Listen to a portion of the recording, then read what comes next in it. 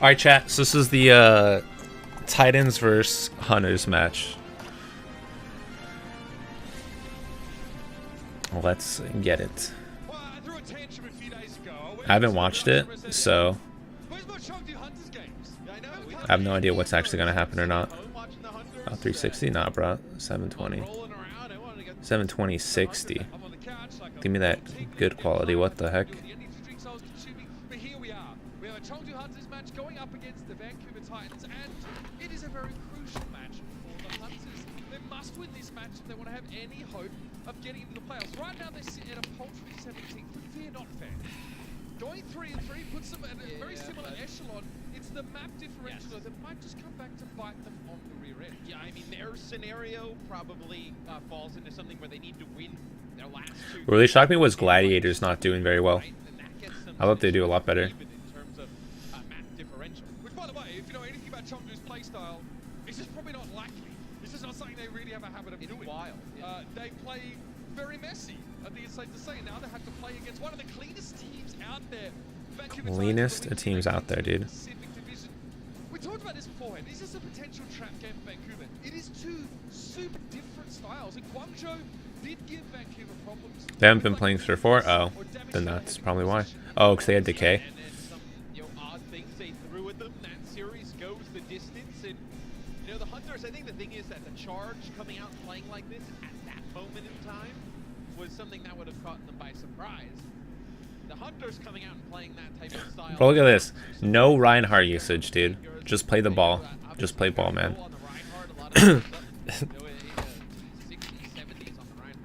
Fun fact about the Chengdu Hunters, they have 0 minutes and 0 seconds off Winston.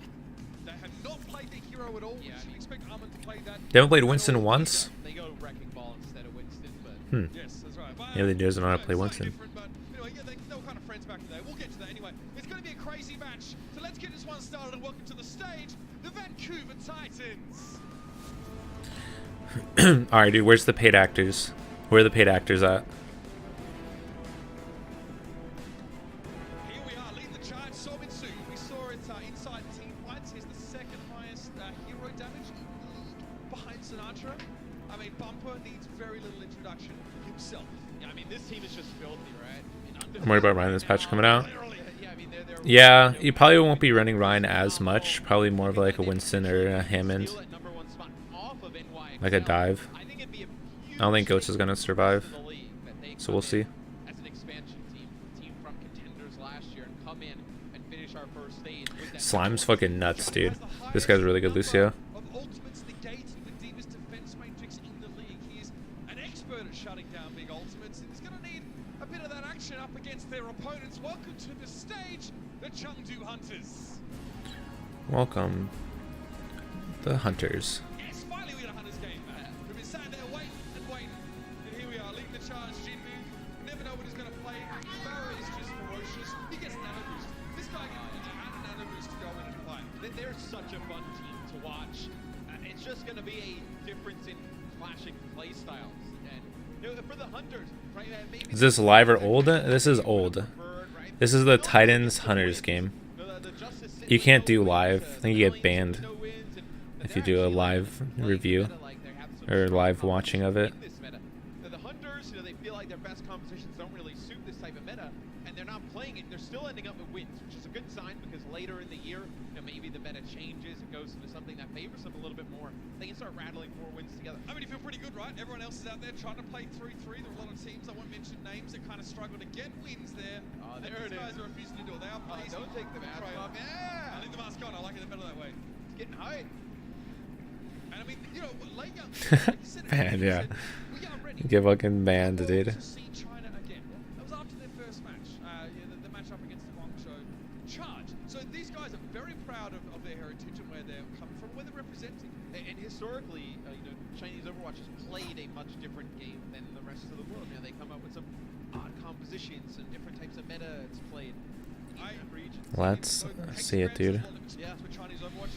I probably cast for the first. If I want to just like skip ahead to where they're actually playing or not. Oh well. Where, their understanding of the meta just seemed different. It was definitely behind. It took them a while to catch up to trends around the world, but I think it's safe to say now they're right there on the. But you can see mechanically though, like just when you see Jinmu, whether it's on like a Farah or a Hanzo, like mechanically they have like some sick players. Pretty much just the ball versus goats, dude. It was gonna be quad deeps, triple quad. All look at his stare, dude. He's staring him down. We're gonna skip already. No, we already made it this far, dude. We might as well just start from the beginning. I want to see all their faces, okay?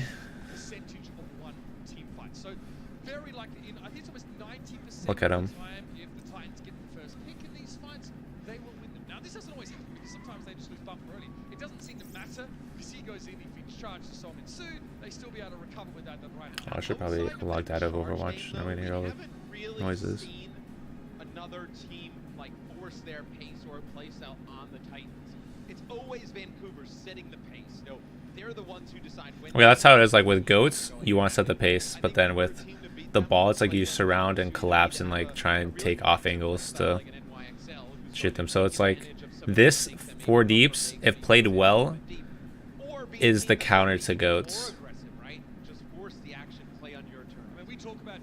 But it's just a lot harder to pull it off. That's exactly what the Vancouver Titans did to the San Francisco Shock, for example, earlier on in the season. They managed to make It takes a lot more team coordination, which is why just goats is a lot easier. It's really hard to fuck up goats. You just freaking hold W, use resources right, follow the main tank's calls. Yeah, but in terms of the overall series, very close. You can take a look at the Toyota map set. Oh yes, Toyota. It'll be Ilios to kick things Now we should all go out and buy Toyota cars. No damage dealing heroes. There's no reason for the Hunters not to go for that. One thing I was very dubious on last time we saw the Hunters play, Matt, they tried to play a 3-3, triple tank, triple support. Instead of using a Winston, they used the Wrecking Ball. Yeah. It looked really bad, I'll be honest. It was on well, so here on Lighthouse we may not see it, but it wasn't it. Ghost with Sombra. They have Ball, Diva. Okay. Heroes the Hunters come out with. Okay, so with this comp, what I'm gonna say that they want to do is they want to try and get the fight to point so they can LOS a bunch of like the fire spam and stuff, and then they're waiting for Ball to do an engage, and then you just hack Ball, speed on him and kill him, or you want to try and speed onto the Zen, because the only 2 people that you're gonna be able to kill like in this comp as goats is either this guy or this person when you get a hack on him. So those are like the 2 that you want to focus like in that comp. So what I would do is either you want to try and get to point once it unlocks, play on point, and then look for the hack. Would he sound like Uber if he grew up in Australia? Yeah, probably. It looks like they're just going to go with the 3-3. The only difference is no Zenyatta. They're going up to field with Moira, so just provide overall more healing output. So we'll see if Vancouver goes straight to point. Yeah. That's what they want to do.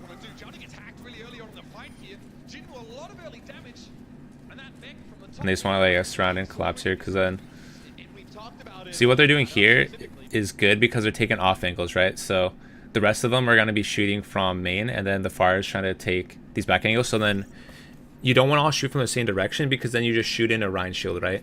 So this is like perfect on how you want to do it, because you want to try and shoot Rhine from wherever behind, so then they have to determine which way they want to turn shield, right? And then with Fire or Diva being DMAX, they pretty much just get free rockets right now. They can't do anything against it.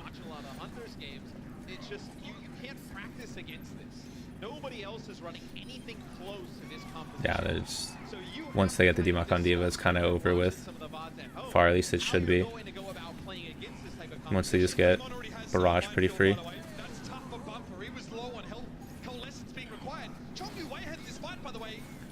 What? They hold it?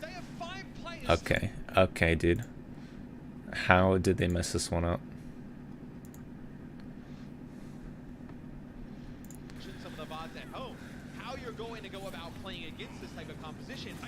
Oh, yeah, okay, maybe I have to go back like all the way. Because they got the DMAC on Diva, which this should work. They just have to just... Okay, I think what they needed to do is play a little bit more simple. They got the DMAC on Diva, so now they're having free Barrage.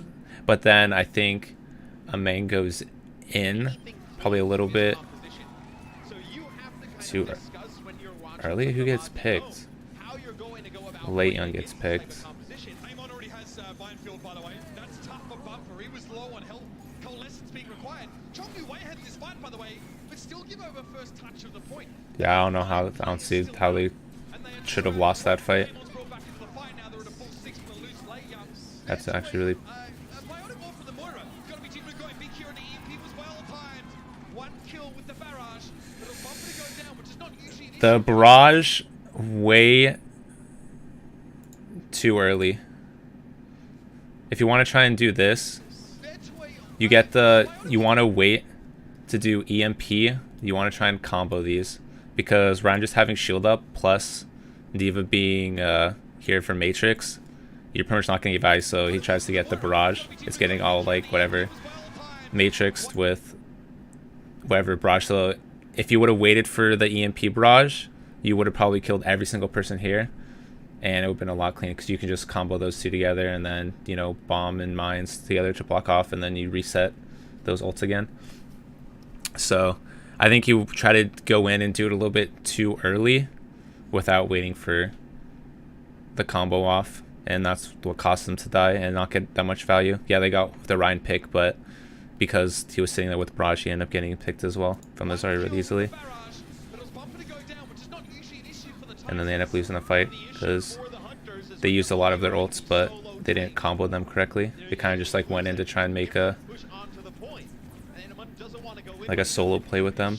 Like, oh dude, I'm gonna use mines on point, and then there wasn't really like follow up or like a plan around how they're actually gonna get the people like to die in the mines. Miscommunication, yeah.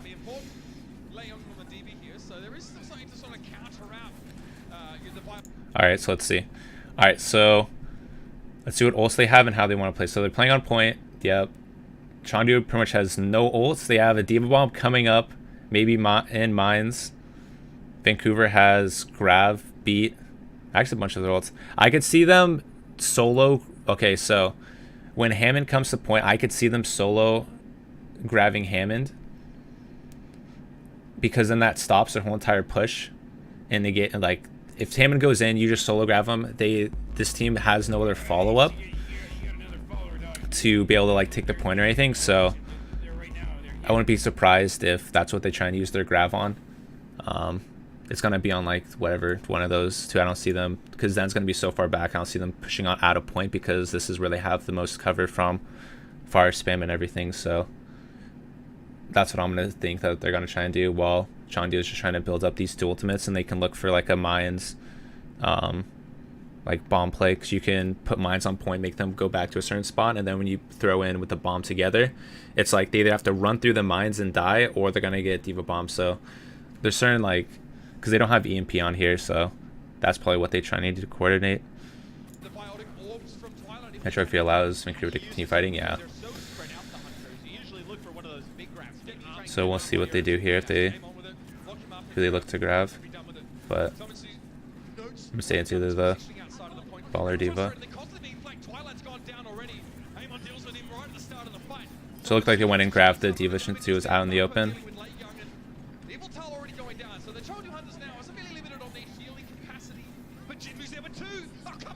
Oh, but the Far is getting so much free value because they pushed out.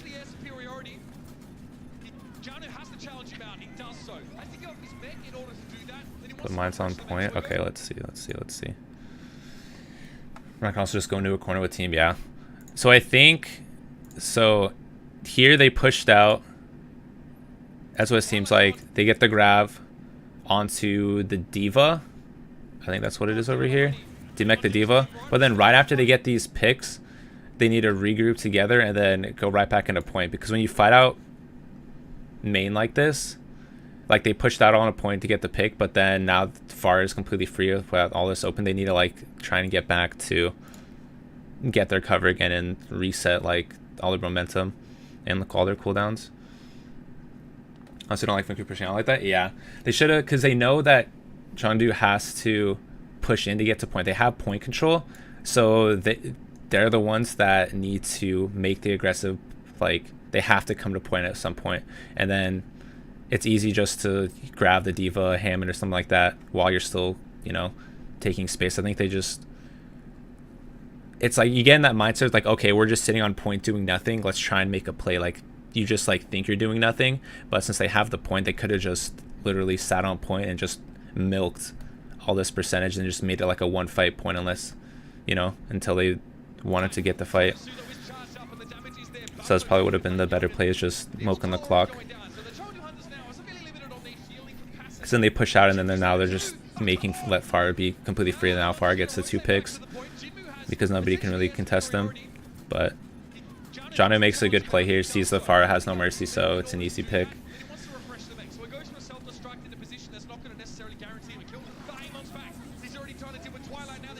EMP's out. Didn't take into effect. Slime had beat. Slime was in actually a really good position here because he knows, you know, there's no like question that Slime knew that they have EMP, so he's playing outside and in this like little corner spot, waiting because he knows they're gonna look for an EMP on point. And then right when they get the EMP, he comes right through the window and gets the beat. So this isn't like a, oh dude, he just got lucky beat off something like that's like a legit like positioning, like he meant to do that because he knows that they're going to be looking for it to get the EMP on point. So that was just a really good position with the beat drop there. So what Elsa should have done is, they know that the beat is like their counter roll, like you should just be looking to get the Lucio. So there's no, like if you can hack everybody on point, but if you don't get the Lucio, then they're just going to be able to like sustain through everything. So he should have went through the back, you know, scouted where the Lucio was, and then you honestly could just EMP, like solo EMP the Lucio, and then you can, you know, go from there, or you can even just EMP through here and get both. But I had more charge. Yeah. But I mean, I don't think Slime has ulted once this whole fight, so you have to know that he has ultimate. Like there's been almost what 100 seconds. That's a good amount of like barrage. They have like a fire, so you're getting easy like beat percentage there. So I think they'll just Elsa's not trying to scout first before he does the EMP.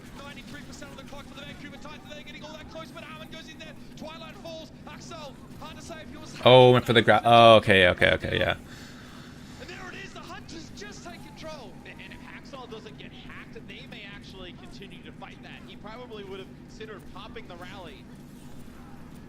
So this is a really good spot by Jimmy here, because you want to try and get as much spam damage as you can before they actually get to point. And then as they're, wait, where's my cursor? As they're pushing to point, they're either gonna have to go through here.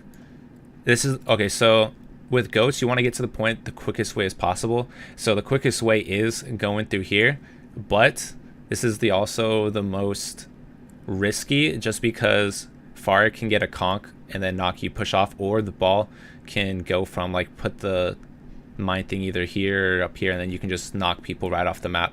So going through kitchen and here is the fastest, but it's also the most risky. So Vancouver needs to make it to point, but I don't know. If they have Matrix or something and they have, you know, a stun ready, this is probably the best way to get like the quickest way, but this might be the safest. So we'll see which way they end up going. This is where the hunters, this is how the hunters want to play the fight. Oh. He got lucky. He just got knocked off. But did he get stunned by the, did he get pushed by the brig when he went in for the knock? Let me see.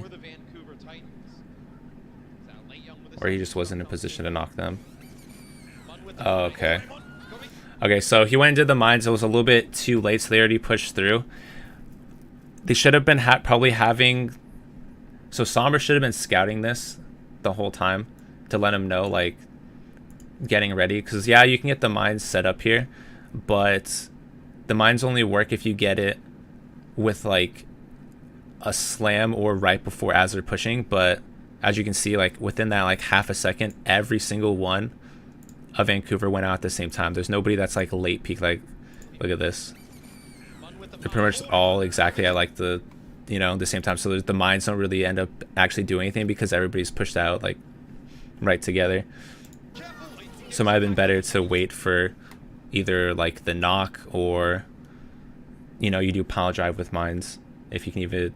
Might not be able to get that off, so you might want to just save it for later. But yeah, the mines were just kind of completely wasted on this one. Yeah, the fire boop and the something right there is like, it's just like the best spot for it. So they should have been looking for that, since they know that they were going to be setting up on point to go there. So now Vancouver just takes the fight to point, knows that's what they want to do. Dang, Shimu got a ton of value out of that fire ultimate.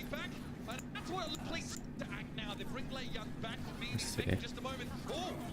Oh, so you get the EMP. Okay, EMP barrage. Yeah, see, okay, so this is what they should have set up for that first time too, which was a miscommunication, but this is what happens when you actually do get the EMP barrage off, is they have nothing legit to stop a fire barrage, and it just does so much damage against goats because everyone's so grouped up.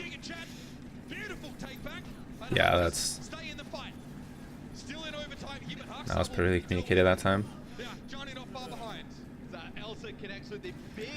So now Jimmy's probably going to get up, play around here, trying to get as much spam as possible before they actually come through the choke point. Let's go see. Let me go see what ultimates they have. See, but now the bad thing for the Hunters is that they used all their ultimates here. Vancouver still has actually like pretty much all their type of ult, like almost every single one of their ults. So going into this fight, Chengdu is probably gonna try and have to play it like slow or kind of risky to try and get those boops, get the knocks, try and slow their like advance as much as possible to try and build up like either another barrage, because yeah, accidentally maybe barrage Valk they're gonna have by the next fight, depending on how much Jinmu can actually do. And Vancouver, since they're coming up on these ults, probably gonna do the same exact push again, get straight to point.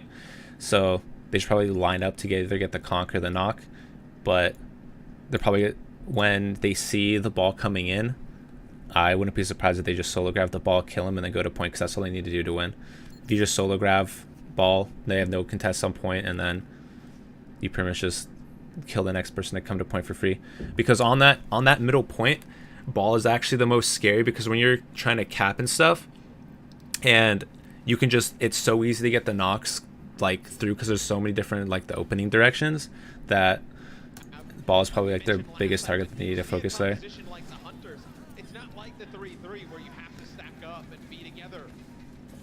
So this is really good by the Hunters here, just getting the spam out the spawn. Look at my 5k.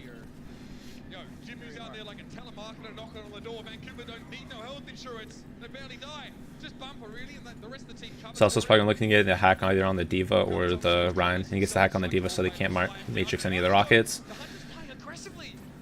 Yeah, and this is really good, playing super aggressive, because they need to try and build up some ult bank here.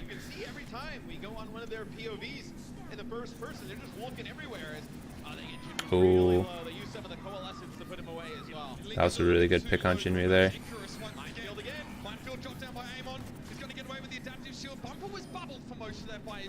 So they saw, oh, they used their bomb, but they didn't combo with the grab here. Did they solo grab the Sombra? Maybe they did. If they did, that was a good play. Oh, okay, they did. Okay. Okay. So they went and solo grabbed the Sombra, probably knowing that they have EMPs probably coming up. So they solo grabbed the Sombra to stop the EMP barrage, because they know that's like this team's win condition, is getting this combo off. So if you can kill one or the other, then you're pretty much set to kind of hold the point. Since they're rotating a point, they see the Sombra, throw the grab, get her in it, there's nothing she can do, and then it kind of guarantees that you have a really good chance of winning this point.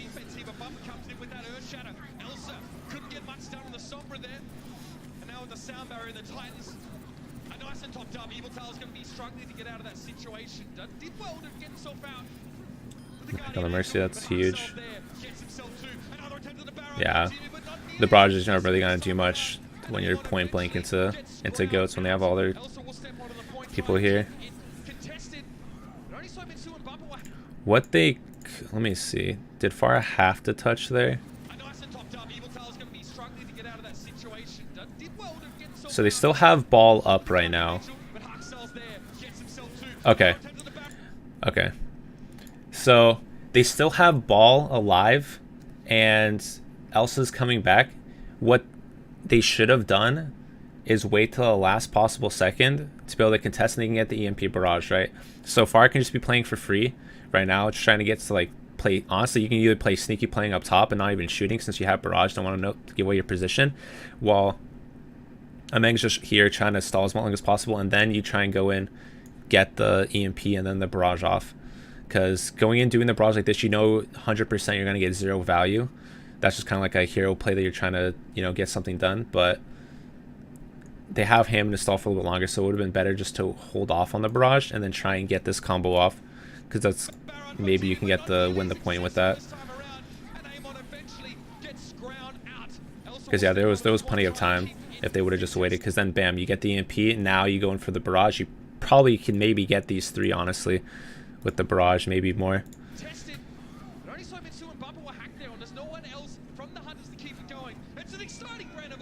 Will you have won the point?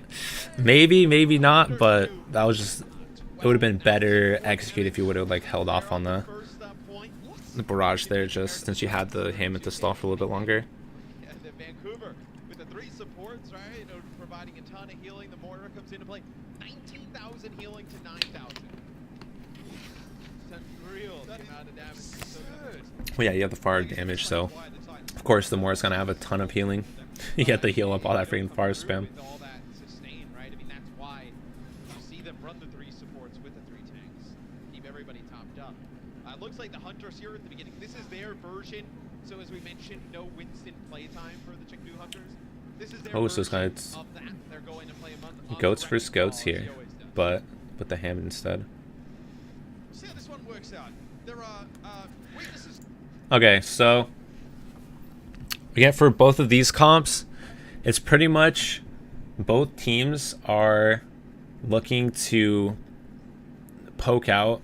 Since this team's has Ana and bringing stuff, they're gonna probably look to hard engage, either probably on the Zen or like Zen, Brig, probably like one of these, because they can out sustain the Zen comp. But then once the Zen gets to like a Discord orb, they know that they have to try and take a fast fight, get this guy out of the fight, or they might end up actually losing.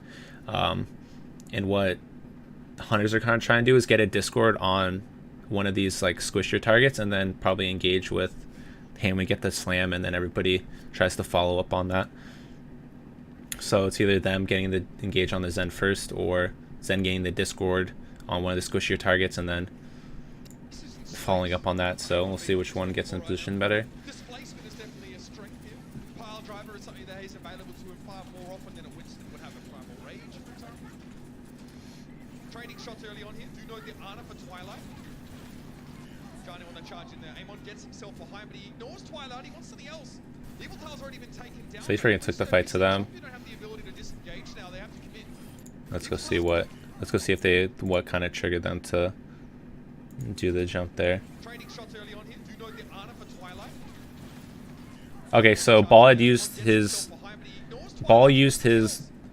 engagement over there, so that's probably what they knew. The Ball was behind, so they just went and did the engage, since it was going to be a 5v6 since Ball was behind. It didn't have his knock there, so that was a good engagement trigger from them. Vancouver just pushes straight on through. So fairly easy first fight there for the Vancouver Titans. Twilight playing the Ana there, you know, through a native team, kind of backed up the rest of his team as they dove on. Yeah, let's focus on the stage items. Probably know, right? You just see him in the back line. Gearing up here. A win in this map, by the way, for the Titans will actually clinch the Pacific Division for them.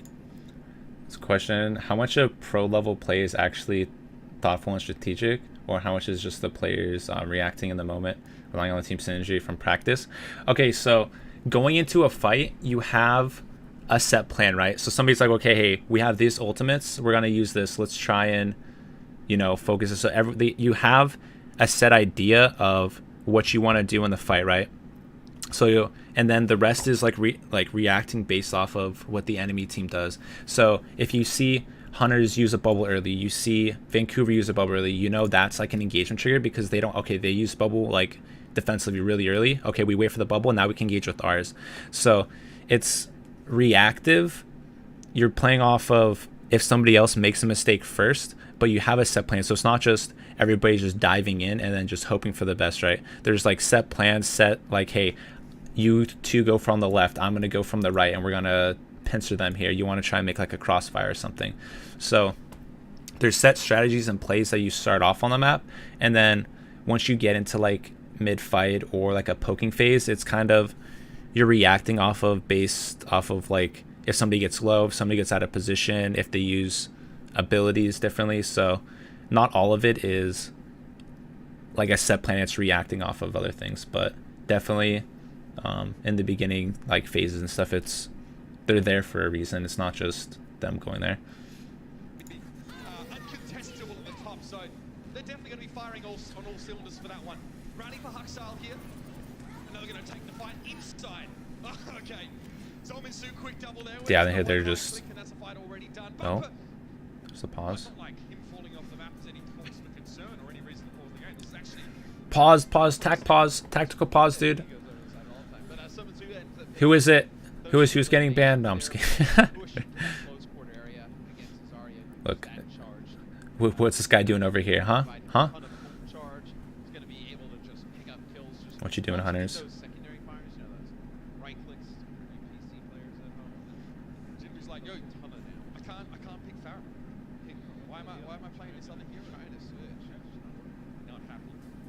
So what do you think about Rick? Look, do you have a take? Hot or not? I think Wrecking Ball is a hero who... Oh, unpaused. Okay. As the year goes on, is going to get a ton more play. So we get back into the game. Bumper able Oh, he wasn't on. Sorry, he was on the side of the cliff. Can't cheat in goats like you just press mouse one. Yeah, pretty much. Alright, so let's see here. Alright, so this is a good hold from Vancouver, because what against like when you're on whatever monkey goats, these goats, you want to try and deny as much space as possible, because you want people to use their movement abilities to get to you, so then you have the advantage, right? So playing on the high ground here, they have to use, you know, Diva shift, they have to use ball movement, but then once they use those, that means they're really vulnerable, and then now this team can either counter dive on your supports or they have their jump to get out. So every time you're playing on one of these comps, you always want to try and take a high ground advantage, and then use it as much as possible, because you know if they're going to have to push through here, you can get a bunch of free damage in as well, while your supports are playing so far back that they're going to be safe. I think it's way more riskier than playing a Winston. So seeing here, they have Grav Diva Bomb. This is probably what they're going to be looking to combo on here. So I'm going to guess this is what they should go ahead and use. Honestly, you could even just, if they're playing up top and you know Diva use Matrix, you can just, there's no cover up here, so you can just grab and Diva Bomb right up on this top ledge. So we'll see if they fall back or not, but I wouldn't be surprised if they go for the Grav Diva Bomb right up top, since they're all together. You go in a little bit too deep, right? You have the big bubble and put down, blocks a ton of damage, you have Primal Rage to get out. Not much like once you use the... So knock up, they still have Grav Diva Bomb. Diva's out of mech now, so now you're probably going to be looking to use it. Wait, they used their Grav, but where'd it go? Wait, where'd the Grav go?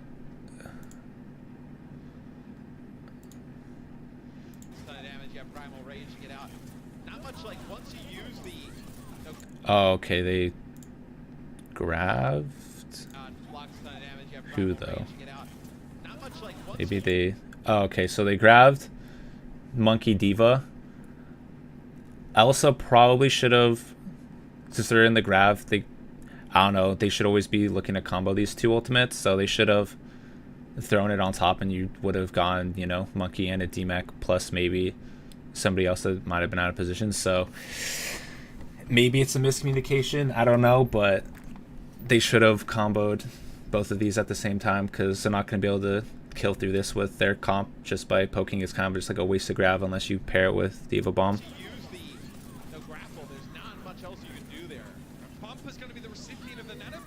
So now he comes back. That's a good Nano 1 bumper.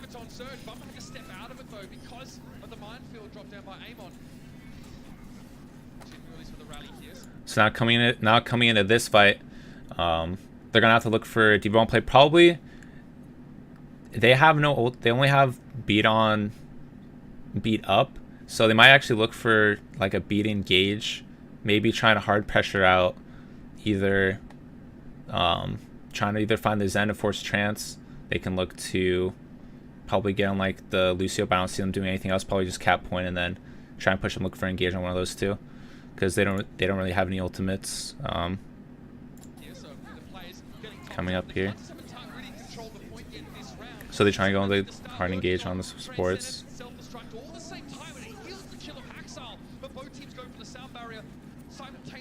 And they step up just the point enough for the Hunters to be able to take it. So the Hunters now control the point. Bubber's looking for the knockoffs. Nice. He gets knockoff on the Zen, which is huge.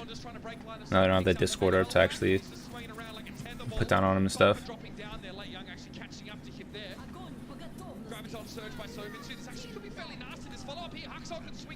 It's a huge... Oh. I think the mines are a little bit late. He probably should have saved for the next fight. Their whole team gets grabbed. You know they don't have D.Va to matrix anything, but these are probably gonna die. I know he goes for the mines, just trying to get some kills, but you have to know that you're probably not gonna win the fight here. Yeah, you might get the D-Mech on D.Va, but I don't know, dude. You can, since you don't have D.Va Bomb, you can even use Grav mines as like a combo. I don't know. I feel like Hunters on this point didn't combo their ults very well so far. They kind of just like use them, but then you have no follow-up, right? So they used the Grav, they had no follow-up. They used mines now, they have no follow-up. With D.Va Bomb, they didn't like, they weren't able to put them in a position because they didn't have any other ultimates to try and force them into a position.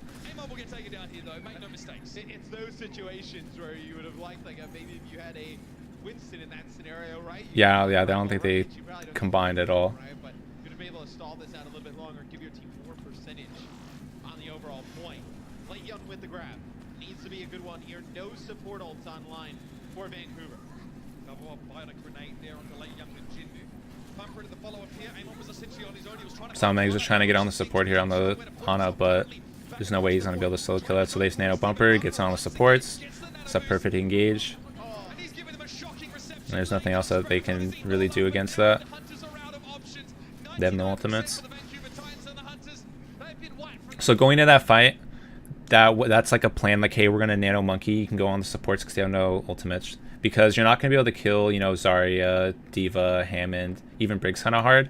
So with Nano Monkey, you just look for the supports, try and stuff them when they're trying to push their engage, and that's exactly what they do. They get the engage, get on the supports, and then it's kind of just, they have nothing to really protect them. Yeah, it's a really good trigger, so right when they're pushing through, that's when they get the Nano there.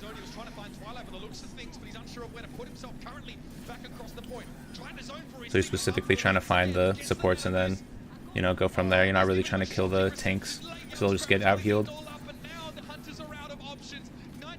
Buffer too good.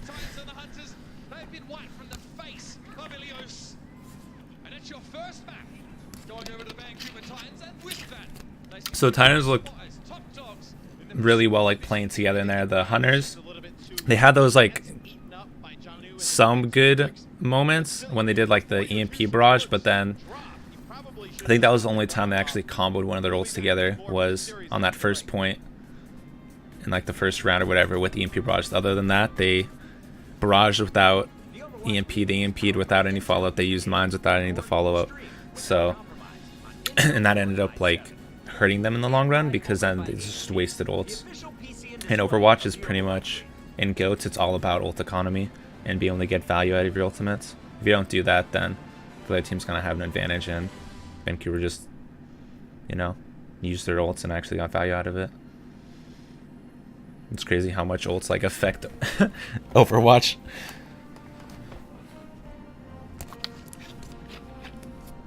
Back in 1 minute? Okay, yeah, we're skipping this shit. Come on. I think that some of the players, either way, more Sinatra, both of these guys, like 1 and 2 in Yeah, Sinatra has so much hero damage, but then he probably also goes out of position a good amount and gets caught out. But Sinatra plays like a really aggressive style, which gets him this damage, but then it also kind of hurts his team if he gets, because he's going like so hard to try and get that damage. NYXL right up near the top. Atlanta's played very strong here in stage 1. Just maybe there is a correlation between the two. But also, look, So we agree with the old team run away from South Korea, yeah. So they have really good synergy already. What are things in their players' hands? Heat packets? Yeah, dude.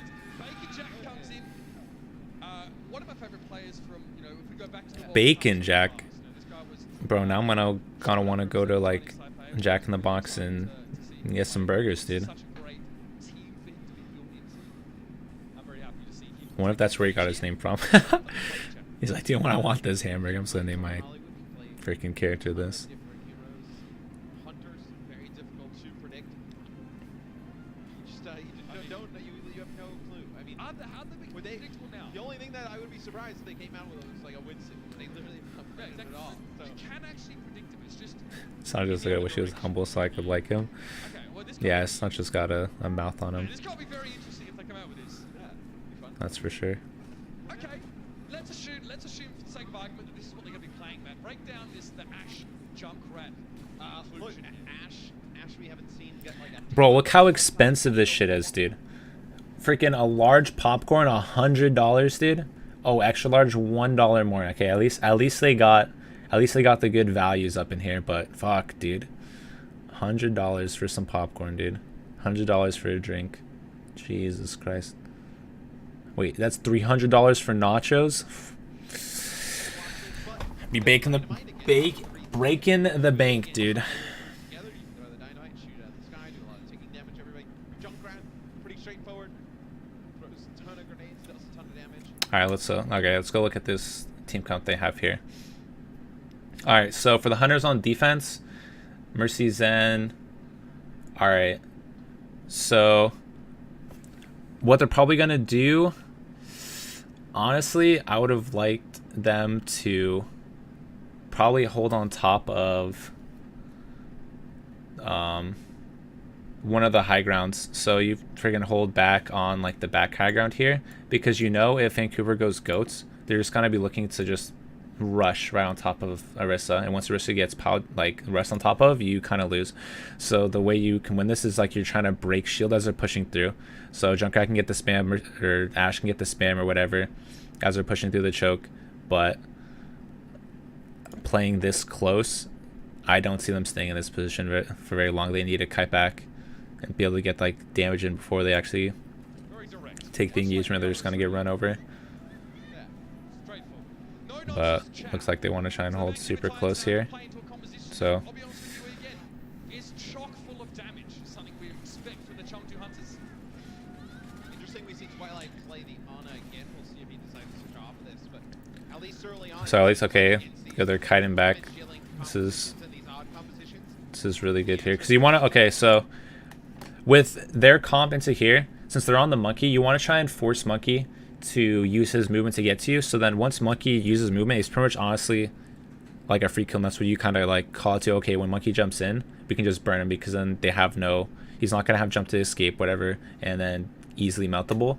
And then I would probably see Orisa, maybe she's probably back at the other side juice or in like far back a point, just to try and have another like anchor point so Mercy can fly back and forth. So Mercy can either be staying with Ash. If they try and dive the Mercy, then Mercy just flies back to the Orisa, and then you can just you try and set like points across from each other, so you can have the crossfire as well as like a pathway for Mercy to fly, and that's kind of how you keep Mercy alive without her dying. Bear in mind, Ash's reload time gets longer the less bullets she has in the chamber when she reloads. So it's unlikely Bacon Jack will just sort of spray every bullet. It'll take ages for him to reload if that's the case. Just a little thing to keep in mind. It's also doing a good job pushing out Bumper here. So that's a huge pick. So right here is like perfect how they set it up. So they were playing close up, which was like kind of risky, and then we wanted them to come back. So then the Orisa's playing on this point right here, and then the rest that have movement abilities are playing up here.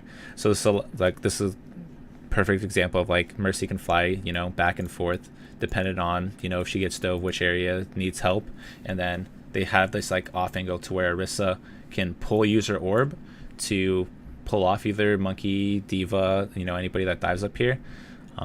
And if they try and just dive at Orisa, Orisa has her shift, she can live through it, and now they get free damage. So this is a really good like crossfire angle that they have up here. I just want to see Bob. Get a Bob out there. I feel like Bob is an ultimate, but it's hilarious. So Vancouver still doesn't really have any ultimates coming up here. The Hunters look like they have Bob coming up. I think they would probably just use Bob to throw it on point when they do an engagement, just to try and... Oh, that's a really good pick. To try and like make Diva have to either use her Matrix to either protect from Bob or have to try and kill him to get him off of point.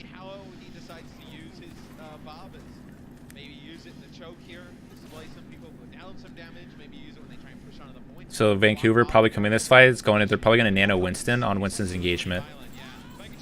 So I think they nanoed Winston, right? Yeah, they nanoed, so they nanoed Winston on the jump, which is, you know, what you have to do from these engagements, and then they used Bob as a defensive ult to counteract that. So there we go. That was perfect defense and use of that. Oh, Twilight with a huge kill on the tie. That's really actually really big. Hit the grab, but they didn't break any of the shield there. Now Bumper has his ultimate. Goes deep as he wants.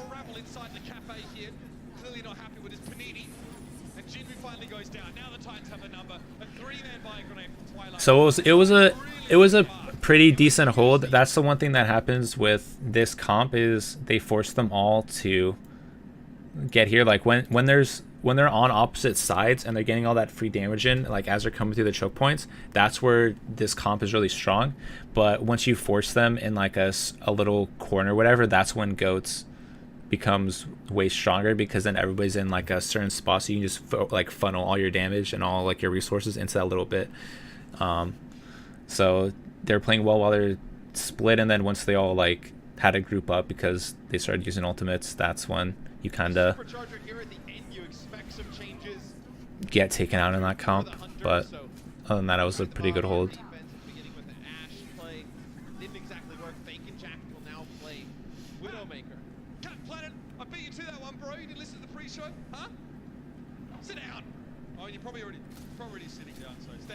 So since Hunter's on a double sniper, Bumper's gonna actually have to try and contest them as much as possible. So a little soft dive up there. I wouldn't be surprised if we see the next jump that Winston does. They're probably gonna nano him to get on top of either their Widow, and then they try and take the high ground, because if they can try and like stop these two from getting the high ground is like what they need to do. Otherwise, it's gonna get free picks on the supports. So the next jump, probably Bumper's gonna get nanoed here. Yep. So there's the nano on the Winston. Try and push him off the high ground. But they actually did a really good job on kiting that. They end up killing Bumper with that on that jump.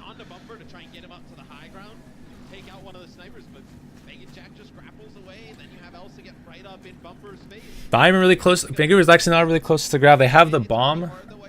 Okay, so now they're swapping off. So now they're probably... So they swapped off to the Diva, or swapped the Diva to Hammond. So Winston Hammond is actually a pretty good combo against double sniper, just because with Diva, yeah, you can get like you have like the Matrix and like the shift or whatever, but Diva's really easily demeched after her whatever shift is up. But with Hammond, you can get like a pile drive and knock, and then you still have like survivability with Hammond. So these two are probably going to jump together, get the rollout on the high ground, and then once you get one jump on these, they're instantly dead, because Mercy and Zen don't have any burst healing. So if they actually get the combo off, or like the jump together, it's... Oh. So there's the knock. Winston way too early. Jono went way too early. Winston's not even close. And yeah, I think he's trying to just knock him off, but there's doing this. You're not gonna solo kill with like a Mercy. So here, ball goes in. You know, tries to get the pick on the Zen, but he went in way too early, because if Winston was here, since he's so low, if Winston would have got the jump pack damage with him, he would have instantly died. But I think Jono just kind of jumped the gun on this one, or it was a miscommunication here. Oh, this is great. I'm loving it. Vancouver Titans, they're slowly being corrupted by this element of rascality that the Hunters always, you know, sort of flash around like a badge of honor. The Hunters see this every day. They know how to play against Wrecking Ball. They're not. Remember. So they're just trying to split the high grounds off. I think the jungle is trying to just knock them off of the high ground here, off the little ledge. The problem is that Chengdu were born into this. They were molded by this craziness. They didn't see a normal game. See, the problem right now is that Vancouver's tank line isn't doing dives together. So as you can see, Johnny's back by here, and now Bumper's up by like up south here. So right now they're not like coordinated enough, and they're not trying to set up dives, which they need to be doing in this comp. Otherwise, you know, they're just gonna get split up, and if they go one by one, they're not gonna have enough damage to actually out damage any of these. So they need to get a full reset and actually get a coordinated dive up top if they want to be able to push them off here. Doing a fantastic job peeling for the snipers. Bumper keeps diving in deep, trying to make a play for one of the snipers up on the high ground, whether it's Bacon Jack or Shinmu. And there's always the peeler there from Elsa, Eviltal there. There's always the peeler, but oh, so now they're swapping back off to the Diva here. Probably because it's like the more comforts the Nano Monkey up, trying to push him off. He has Primal this time. But so they push him off the front high ground, but now the one is supports are still up in the back. I think Bumper's trying to jump super deep, and now he's probably going to get chunked again because they're not together.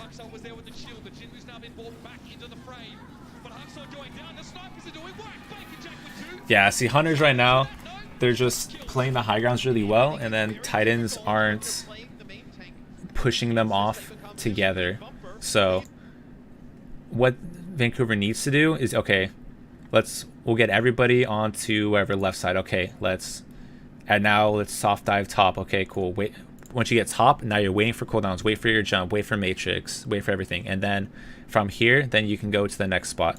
They're trying to do everything super fast. So right when Bumper will jump up here, okay, cool. But then he jumps to like the next spot, or Johnny's gonna go to the next spot. Like they're going solo, but they're not doing it as a team, and that's kind of why Hunters are doing so well in this point, is because they're not doing anything as a group. They're kind of just doing it solo, and that's what happens. You get fed. You just feed. Covers the feeder or carry, yeah. I mean, you try and make like big plays and try and do stuff solo, then you know you're seeing it as like a feeder, but you know you can also carry if that happens. So you know, oh, that was a good sleep on him. So they solo grab him, yeah.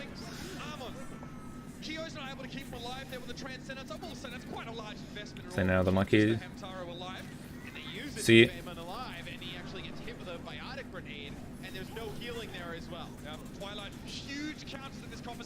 So looking to try and get on this Hanzo here.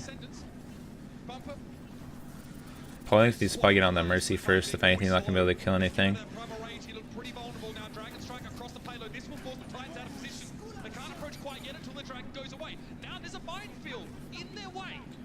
So that was actually really good minds to stop the car from pushing there.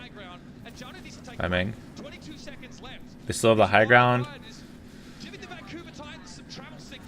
Okay.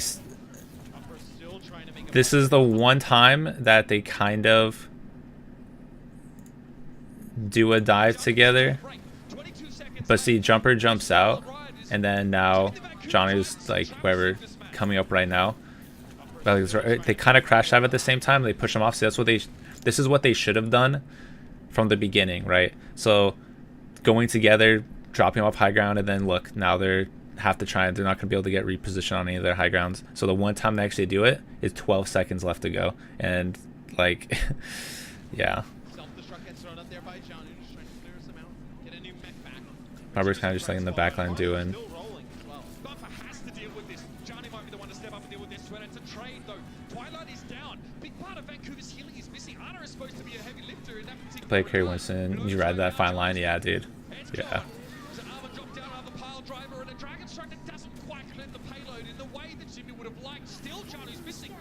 Amon just has to keep himself on the payload, try and stay around for as long as he can. Bacon Jack is back up to a safe little perch. Yeah, so Bumper, this is a really good jump here to try and force the Widow off and not let her get free sidelines. So even though you're not going to be able to probably kill him here, you're just trying to stop the Widow from feeling like she has like any value. So Bumper needs to go up and deal with this again right now. He's not going to be killing anything through trance. So somebody needs to come up here, otherwise Bacon Jack is going to get a wave value. And so far nobody's really coming up to get him. Okay, so now Johnny goes up.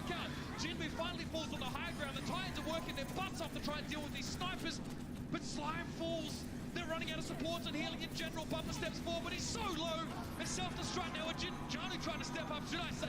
Somitsu is the final hope for the Vancouver Titans. Yeah, so actually this is a really good hold by the Hunters, and the reason why it works so well is because they played both high grounds so well, and then Vancouver didn't. They tried to over aggress and like do things too fast. They should have. They need to do like short dives, wait for cooldowns. Okay, now go for the next dive. It's like they try to just do everything so much, or try and do like a solo play. Like you're not, as a Winston, you're not gonna be able to solo push off like a Widow Zen Mercy or a Widow Hanzo and a Mercy. Like there's just no way. There's so much damage and so much healing that there's no way you actually kill him like through before you die, and they try to make too many solo plays. That's not Atlanta. I think Atlanta's good. Really, Vancouver? It's just, can the Hunters now put together an offense? That's kind of like what you do in like a solo queue, is kind of just solo jump, and then you hope that nobody's going to follow up. But in OWL, there's going to be so much peel because they know that that's what Winston's going to try and do.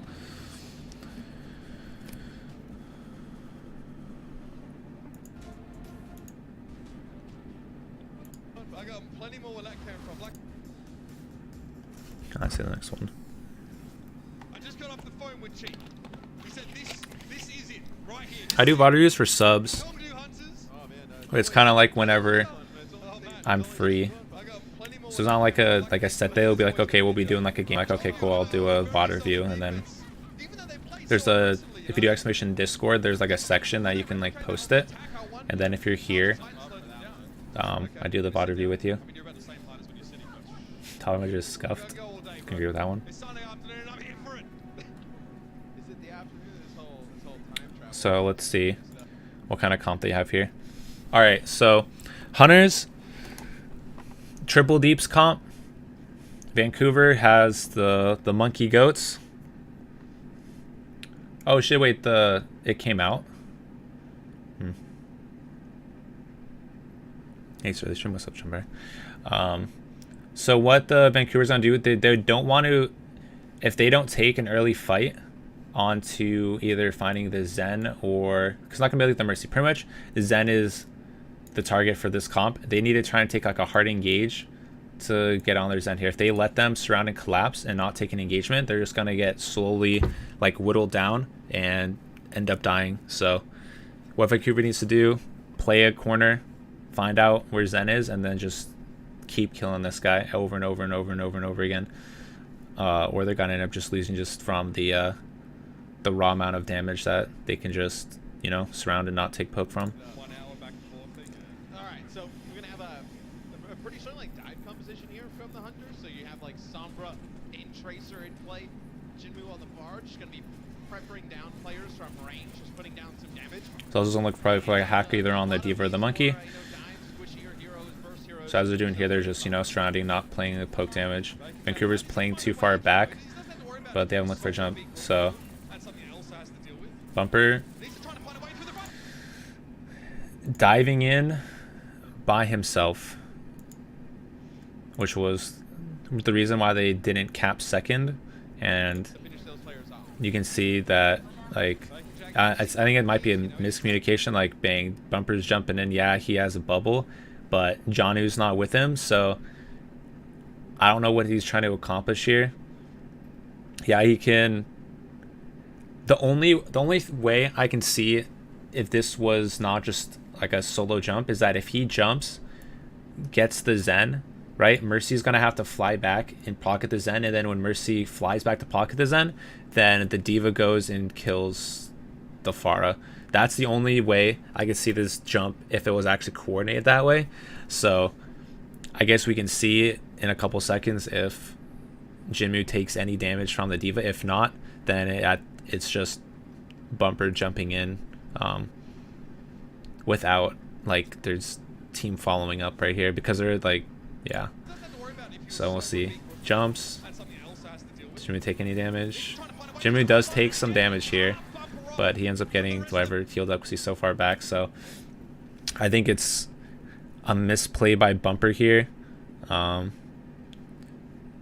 the jump, they need to, you know, go as a group. If they're gonna push out, then okay, yeah, bubble jump. Brig should be like, you know, everybody can push out together and look to get on that Zen. Otherwise, you know, you're just gonna feed like that.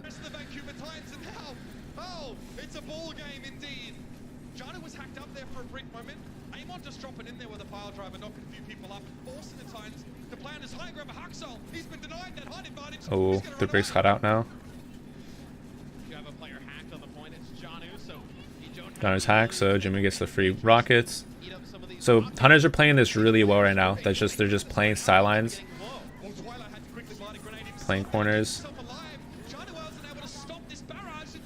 Ghost of Bros gets the pick on Johnny. It might have been better to wait for EMP barrage. You're so close to it.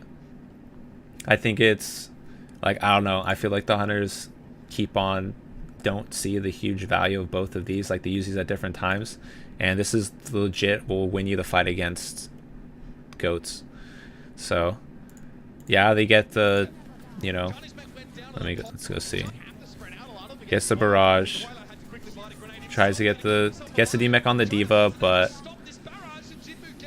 I mean, getting the D-Mech on the D.Va is huge, but you could have gotten a lot more value if you just waited for like an EMP. You can be a lot more closer and get on the supports or something.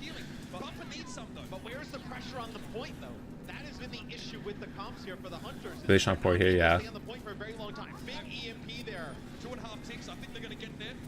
So that's in DPS across the last two maps, even to try and counter genre. Yep. And they're not playing the Winston goats right into the Hunters like comp. They're kind of like how you, like, for this whole round, as you can see, like, the Hunters are just getting pushed back, and they're just getting like funneled into a corner, but they're not actually making any like aggressive plays forward. Like, at some point you just need to try and push the advantage and try and find a person, go on it, kill it, or you're just gonna end up getting poked out, which they end up just getting poked out and they didn't, you know, actually take a fight. The hardest part with the Hunters comp is if you're the ones getting like pressured and pushed, like, you can't get the discores, you can't get like a bunch of value. This is where like the comp falls apart. So if you're always pushing, killing the Zen, okay, or if you have so much like pressure, then the D.Va and the Ana can actually just be shooting at the Pharah the whole time. So then it forces the Mercy to be on the Pharah, but then, okay, cool, the rest of these guys can be focusing, you know, Hammer or something, so the Hammer's not going to be getting healed. So it's kind of, they just let themselves get pushed so far back, and they didn't actually take an engagement, which they should have right off the bat. We'll take A. Yeah, it's an EMP from Elsa there at the end, next with 4 players. Vancouver, yeah, no, that's how they play. Yep, thought their Winston Ghosts would be good enough to beat them. Yeah, they're just not playing the comp well. There's also the golden box of victory there, so the Hunters can get the payload to the box. So Hunters are pushing up here. See, they capped the point. Now they want to try and get as much spam as they can, which is huge.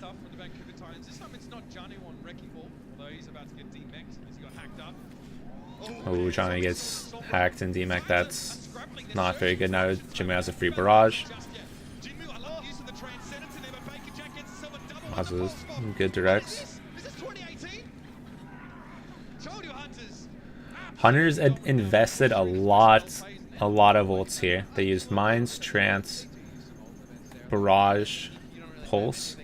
So they have no ultimates coming up here. Take a look at the pulse bomb from Bacon Jack. Hits one, connects with two. It's huge. So going into this next fight here, Johnny's probably gonna have to wait for Fire to use like a shift or something and try and get like a good. Okay, so if I was Hunters, take an engagement, you know they just use a bunch of the ultimates, I'd force Diva's Bomb behind them. Okay, so you throw the Diva Bomb behind, probably around like that like bridge area that's like, you know, 3 feet behind or something.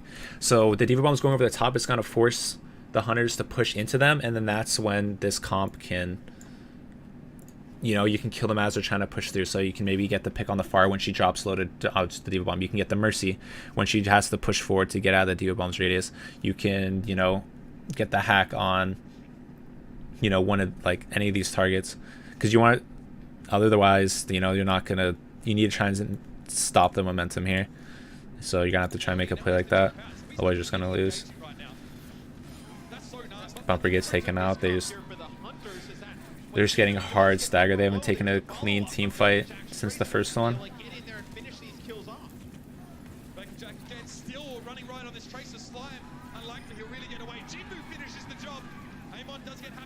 Yeah, it looks like Diva's still out here.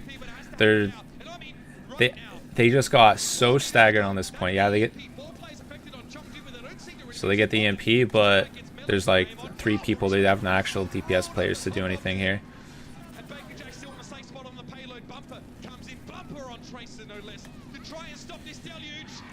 Yeah, that map was really good by the Hunters. They were playing the high grounds, and the Titans just not taking like a single engagement. Like, I think we can count on like number on like our hand how many times they actually took an engagement. That's why they lost that point there. But that was really good play by the Hunters, playing all the like high grounds, playing the corners, not letting them actually like take any space or actually get those engagements.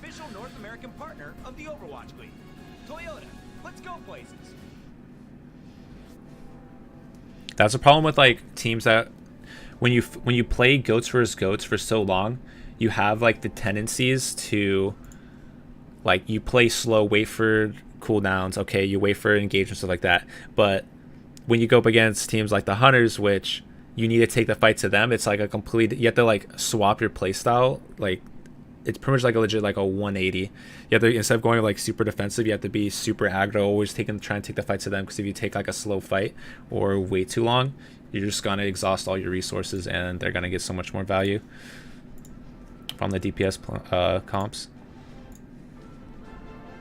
They're even with the Titans coming into halftime. Welcome back into the Blizzard. Oh, initially with this game, Highlights really impressed me in the first round. What the heck? Can I just get through this? Hello? And I think if you are listening to the commentators also, how many times you heard bio grenade, those on nades coming in. but we didn't see the switches. I wanted to see the hacks.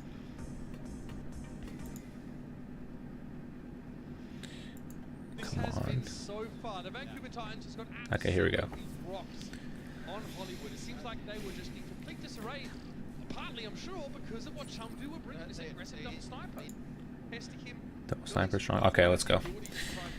Temple of Anubis. Alright, let's see. So they're on the Winston Goats again. Hunters are looking like... Amanga's probably not going to play this. Probably going to go a 2-2 maybe? 2-2? Yeah.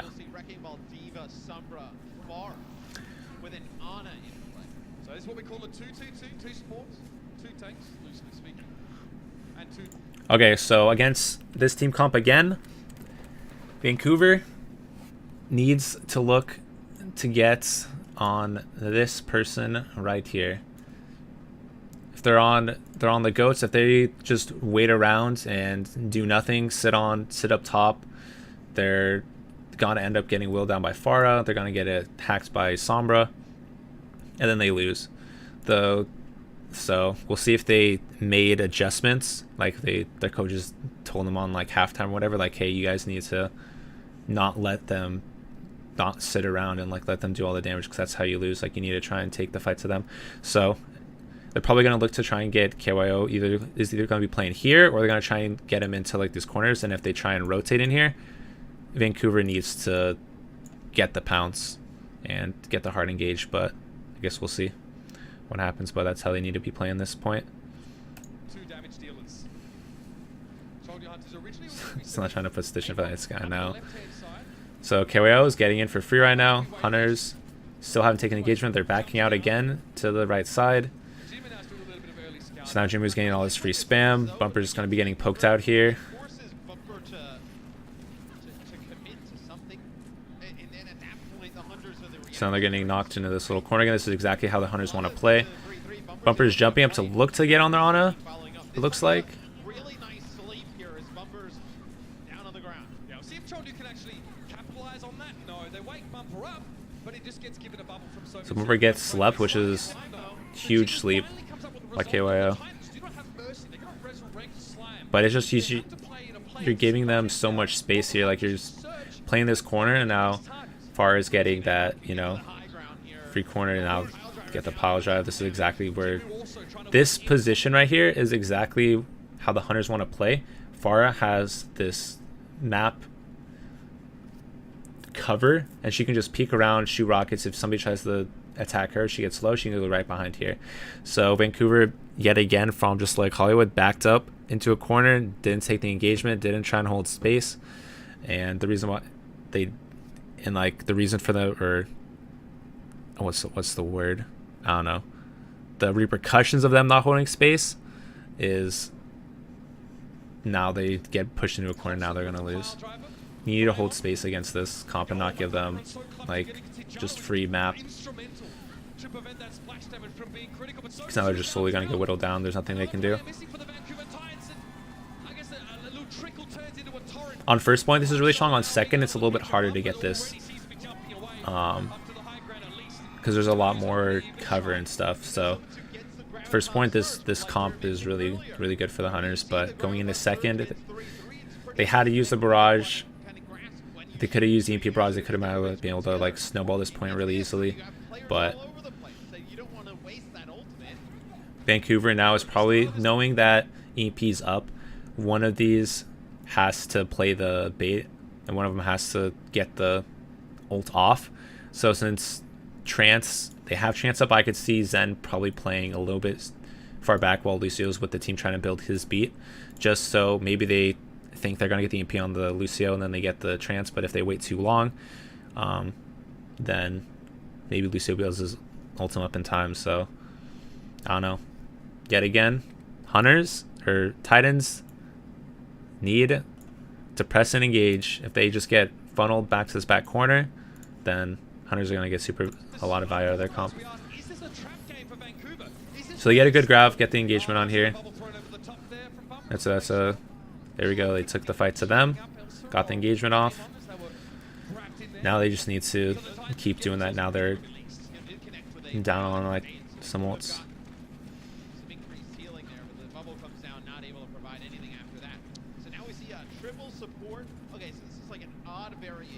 So Hunters are swapping off to the Brig now.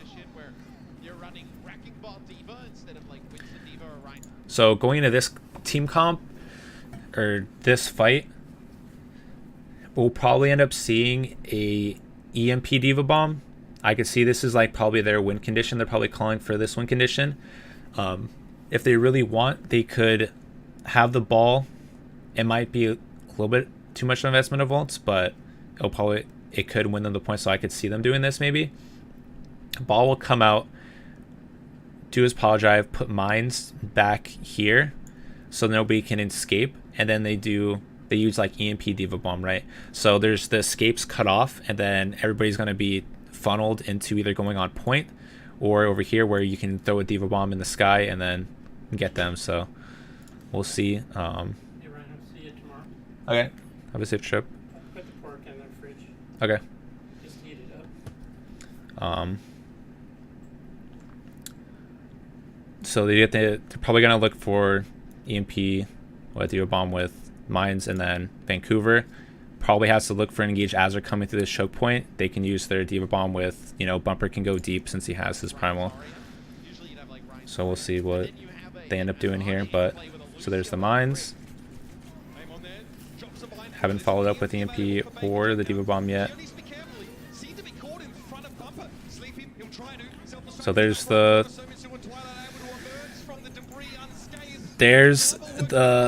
bomb and the EMP, but not coordinated at all. So I think the hunters needed to, they kind of misplay this a lot. With the mines going on, it kind of forced them into a point where they should have looked for the EMP Diva Bomb, like where they were gonna try and, like, I don't know, funnel them like into. They kind of just used their ults here and didn't get any value out of any single one of them. So yeah, I think this was kind of like a misplay by the hunters here.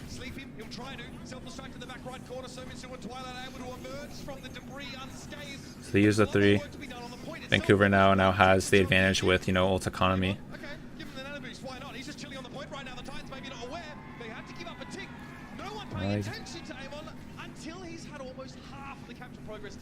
He got a tick, which is good, but they end up losing the fight there, and now they have really low ults in the ult bank. Zip off there. So now they're going full goats. This is probably a good swap. So the reason why goats on this point is a lot better than the DPS comp is because since there's all these like pillars and blocks and stuff, there's a lot of map cover, so you don't really get much value. There's a lot of like corners and stuff that you can play to block EMP. There's a lot of corners you can play to block a barrage. You can just crouch behind, you know, one of these things. So the DPS comp doesn't really work on second point Anubis. So this is a really good swap to goats. I could see Vancouver, if they realize this fast enough, Bumper's probably going to jump back and swap to the Rhine. It's the best play since he doesn't have primal. There's no reason for him to stay on Monkey here. Yeah, so we'll see if he swaps. If not, then I would like to see him either playing up here or right here to where he can like get zap damage in before they get through the choke point. This is not unheard of. They'll play a little bit of it, yeah. And they often do it in these exact situations. When they're on the attacking side, when so Bumper, yeah, goes back, swaps to Rhine. So now it's going to be goats versus goats. Hunter's going through left side. This is the best. So the reason why you go left side is because if you go through main, there's all the different choke points, right, that you can get shot from. If you go from left, then you know both teams both use all their ultimates. It's pretty much like a dry fight almost. They probably know that, or for like them at least, it's a dry fight. So this is going to be the best spot for them to try and, I don't know, bait out some ultimates and like push on a point, because then they could maybe get lucky and then they mess up. They have this kind of cover here for the Grav Diva Bomb, or if they push out from this side, it just gives them a lot, like their supports are a lot more safer with these pillars and stuff from those ultimates.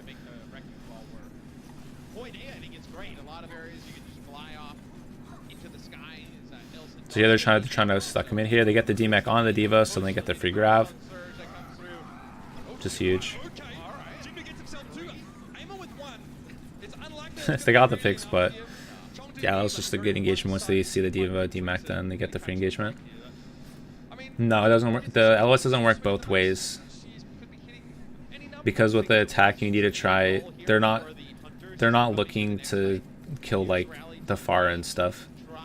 Like the Pharah has to try and kill them, and if the Pharah has to put themselves at a disadvantageous spot, then that's when you get the Pharah. That's why hit scan and Pharah is really good on big open maps, because there's no way like people can't shoot them or like whatever, like contest them. Like they have easy sight lines, right? You put them in a map where there's a bunch of freaking trees, boxes, pillars and everything. They don't have sight lines on anybody. They can block, people can just dodge the damage. So it hinders them more than it hurts like a goats comp. Because if they push out to like a far right side, then they get dove on and killed. Where they could have just, they can't be playing back here where it's safe for them.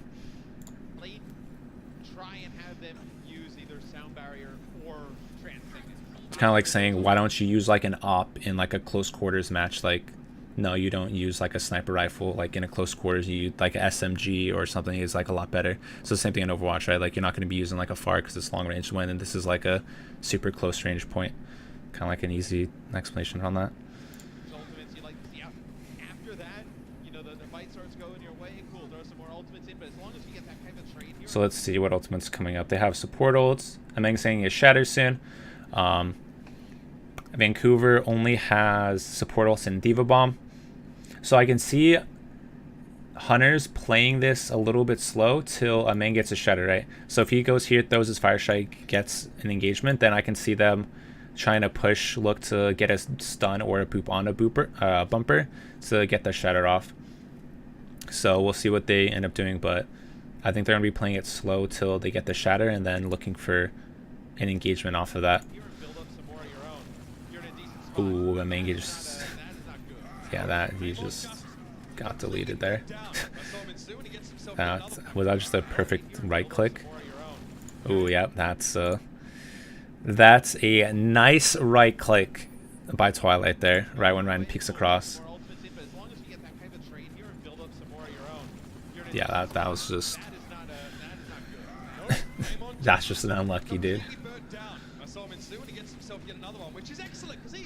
Because he had to try and go for the Fire Strike there or something to get the damage, but he could have done it a little bit better. You kind of like went out and then throw the Fire Strike. You could just play the corner, throw the Fire Strike and get out. So we kind of, you know, you don't really think you're going to get 5 orbs, so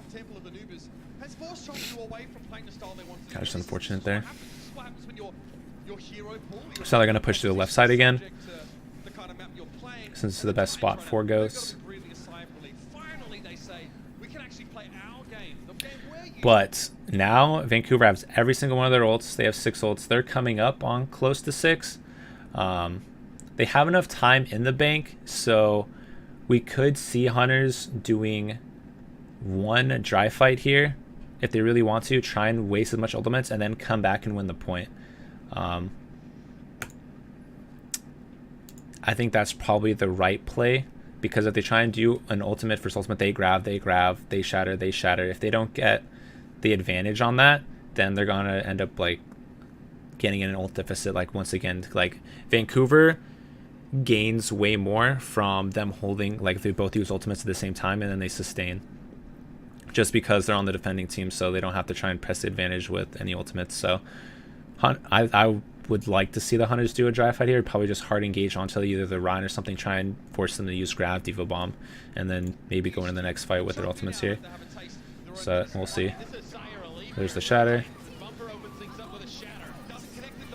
There we go. So push the advantage, use all these ultimates. Oh, but Hunters are now investing their using their ultimates here. I don't know about this.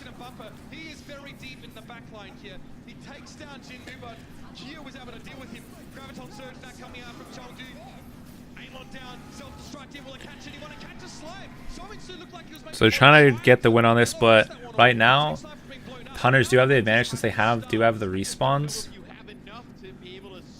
So I don't know if they have enough to get the point back by the time the respawns come in.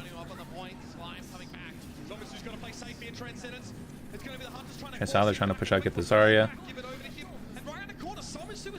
Use grab, but they cut it out, so that was a wasted grab there.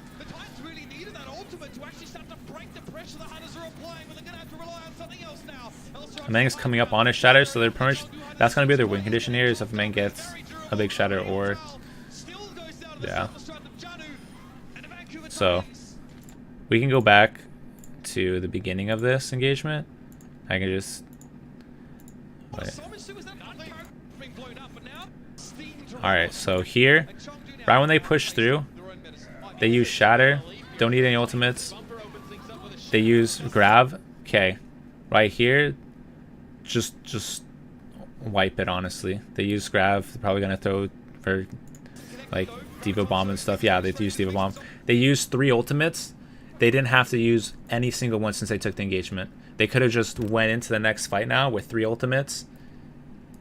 Like 2 minutes on the time bank once everybody respawned. So I don't think this was a good. Hunters could have came back the next fight and just had an easily winnable time, because then you could have just grabbed Diva Bomb pinned and then you win the game, because they have no shatter to stop the pin. They legit had like the free combo. There's nothing they can do against it. So I think those Hunters misplayed a little bit and tried to win the fight when they didn't really need to. So yeah, they get the percentage and stuff off of this, but it could have been a lot, you know, like cleaner, and they could have just won it on the next engagement and had way more time in the time bank.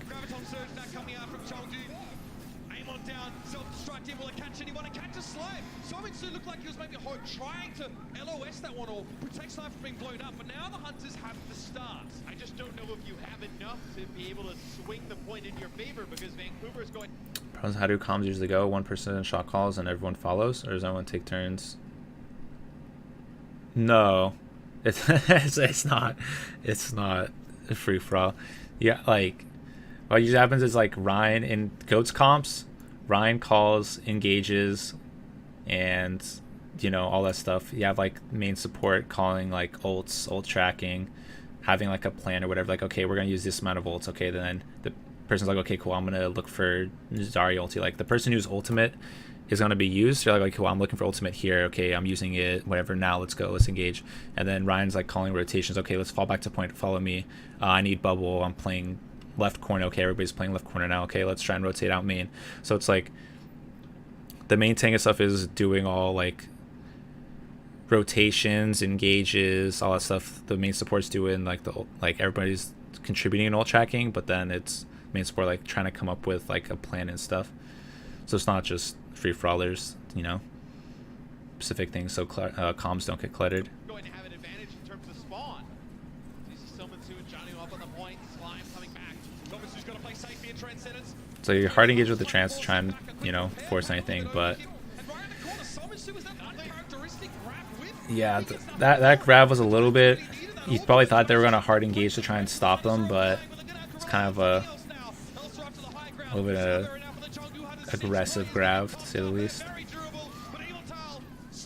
And because they used all their ultimates and they have like the respawns, they don't actually get the cap, and now they're kind of in an ult deficit once again, because Vancouver now is they're probably gonna be tied up on ultimates. Yeah, Bumper has ult, Meng has ult.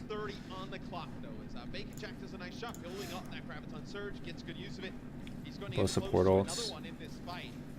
You have Transcendence online here, Twilight, so you may want to rally here if you're the Hunters on the engage. Maybe try and shatter, get them to use Transcendence, because that's the only ultimate they have. Wait until the Transcendence burns. So here we go, they're gonna push on left side. They have Grav shattered up. I could see them looking for an engagement here. They might play a little bit slow, wait for Zen to get trance, but Zen probably get trance pretty easily anyways. They're probably gonna look for either a boop or try and get like a bash shatter onto Bumper, and then on the other side, Bumper has his ultimate. They don't have Grav yet, so this is their only win condition right here. So they need to try and make sure that they can try and get value out of this shatter. So when they push through, because they know since they're playing on this side, they have to push out through here. It's really easy for Lucio to, you can just like play up here, you can boop the Ryan in, and then Ryan gets the free shatter because the Ryan's like over here, right? So we'll see, but if a Meng pushes out too far, he's gonna get booped, then Bumper gets a free shatter. But Hunters are trying to look to get the most value out of their Grav shatter here. Then use your Graviton Surge. Keep an eye on where Twilight is playing here. Right at the back there, making sure he doesn't get caught by this grab or this shadow. So here's Rally. Let's see if they go for the shatter. Trying to engage, there's the shatter. That's it. Tries to do it back, but Bumper knows that Meng has shatter, so it's an easy block. He uses the whole shield there. Oh, but they have to get back onto the point. Also makes a huge eat right there.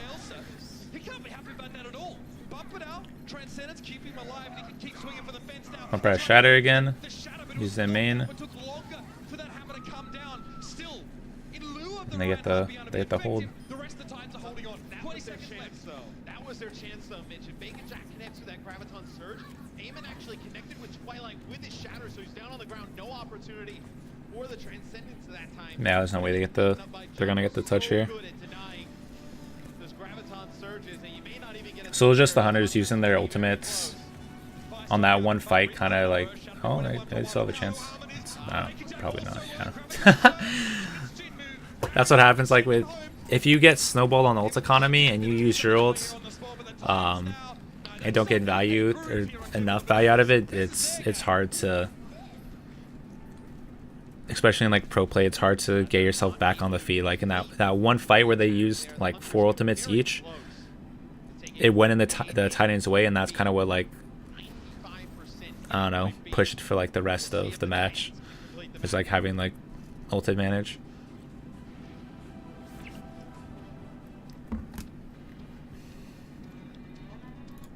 We wanted to see. This is what Brent was talking. Oh, shit. Bamboo plantation in the All right. desert doesn't look nearly as rosy for the Chengdu Hunters. Our insider, Emily Tang, spoke with them sort of over the break, and they sort of said to her, we want to play 3-3, want to play triple tank, triple support, but we realise our strengths just do not lie in that direction right now. We're trying to align ourselves with a play style that... Any hard carry players in OWL? We mean like in GOATs? I mean, the hard carries in GOATs are pretty much whichever main tank is better. Like in a DPS comp, then yeah, like, you know, Fleta was really good, Shifor, you know, was really good. It's like that in like DPS comps. There's certain players that are just better and they can hard carry. Like, if you give them Widow and they just pop off or whatever. Yeah, Lucio's in this one are actually super huge as well. Like, I think Slime is probably like one of the best Lucios. With like his way to like disorient like enemy Ryans and like boop them into positions where they get like owned and stuff. So I think like the hard carries are probably these two in GOATs. Zarya is like, I don't know, is good, but I think these two are way more important. But DPS players, yeah, once we get to a DPS comp, then there's like super hard carries. But Lucio's have been preparing for this day, yeah, I know, right? But the right Lucios are just in somebody's backline, dude. They're not even looking to boop the enemy Ryan in. They're just like, hey, bro, I'm gonna use my boop to try and get the pick on the Zen. All right, so let's talk about the comp here. All right, so Vancouver, onto the dive goats. The reason why some teams go with the dive goats over the Ryan goats is just because they probably know that Chengdu is probably going to be running like some sort of DPS comp. So Winston needs to be able to contest the high grounds.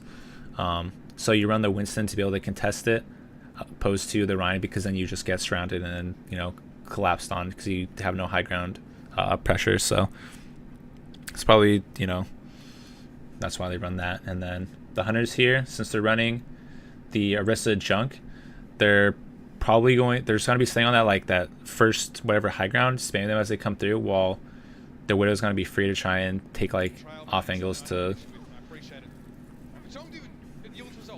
get like the picks as they're pushing through. And the Orisa just going to be looking to get an orb backwards. Oh, so they're swapping a full dive, or a Sombra Genji dive. Okay, so the Sombra... Wait, they're swapping back off to Brig? No! You could just keep the Sombra. Sombra Genji dive really owns this comp, because then you can just get the hack onto the D.Va from behind. Then you get a free dive with Monkey, Genji, whatever D.Va. So I would like them to see it stay on the Sombra, because you can just easily dive at like any of like these people with easy hacks. So swapping to the Brig still kind of favors Vancouver, unless they're investing all their resources into the Genji dive.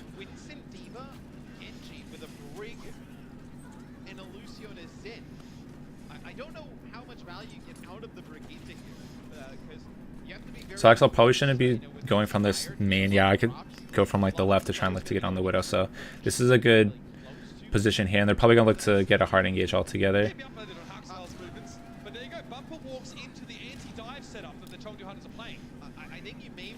And so going into this engagement. I think it was maybe a little bit, they kind of jumped the gun on this one. So they know they're going to have like the trap or whatever. The Genji's not really, I think he's just coming up now. He's not in position, because otherwise, if you're going to do this and dive, you want to try and everybody like collapse at the same time. Either the Genji is going to come here, collapse here, or he's going to be flanking to be able to get up on top of the Widow that's on this other high ground that's like whatever on the other side. But he does neither. He kind of just sits here and like pokes and doesn't get the engage on either side. So I think it might have been Bumper jumping too fast, and then he gets taken out because they don't actually get a crash time here. But there you go. Bumper walks into the anti-dive setup that the Chengdu Hunters are playing. And now the Widow's just free in the backline. You have to be able to pressure the Widow here. It's either one or the other. You hard dive, try and kill the tanks altogether, or Genji's going to deal with the Widow while you guys dive. But, okay, so go back like a second. For Winston, when you're diving on this, you never want to dive head first, right? Like right here, because you know they're going to have the one. There's a spot you can jump, actually. You can jump from main, and you can land up top here.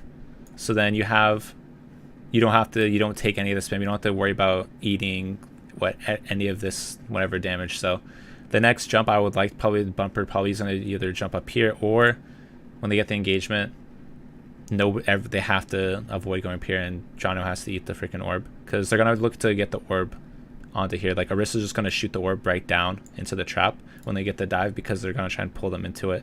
That's kind of like how you play the Orisa junk comps. You just wait to use an orb here.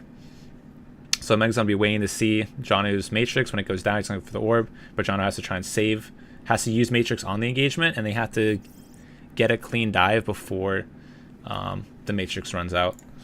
Unless you hit a nade, but if Bumper is on the other side of that shield of Amon's, it's not going to work. This defensive composition from the Chengdu Hunters is something we saw last year. It really focuses on a lot of damage to tanks. Oh, we can't even see. Bumper gets the engagement. No, we don't get to see how they actually did it. So they get the dive and then they back out into the corner again. Probably need to be pushing out, getting space. So they have the advantage. This is where their comp now takes the advantage, because they took the fight to them. Now they don't have the Junkrat spam. They didn't get any of the Widow spam that they needed to have the off angle. So it was a good engagement, pushing the advantage that Vancouver had, like taking the fight to them.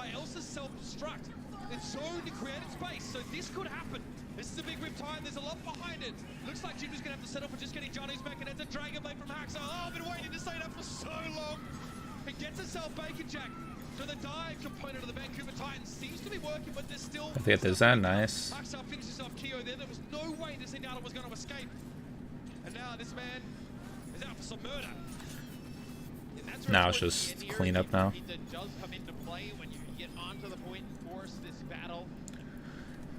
Ace early stream? Yeah, we're doing like a VOD review.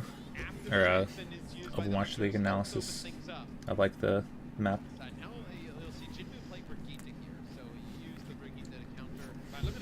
So we'll see if they swap to goats now. Huge disparity between these two teams. Vancouver have everything they need. Sound barrier, transcendence. Chengdu have neither. Okay, so he's staying on Genji. I think he probably needs to swap off to the Zarya. I think he's just saying Genji just because he was close to Blade or something, but I don't see him staying on Genji any longer unless they win this fight right away. They're on a hard engage, trying to get the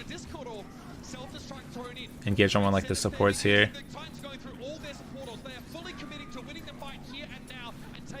So Haxal with his blade is going to have to look to get one of the supports before they get the trance up. So now KO uses trance, so now Haxal knows that they're...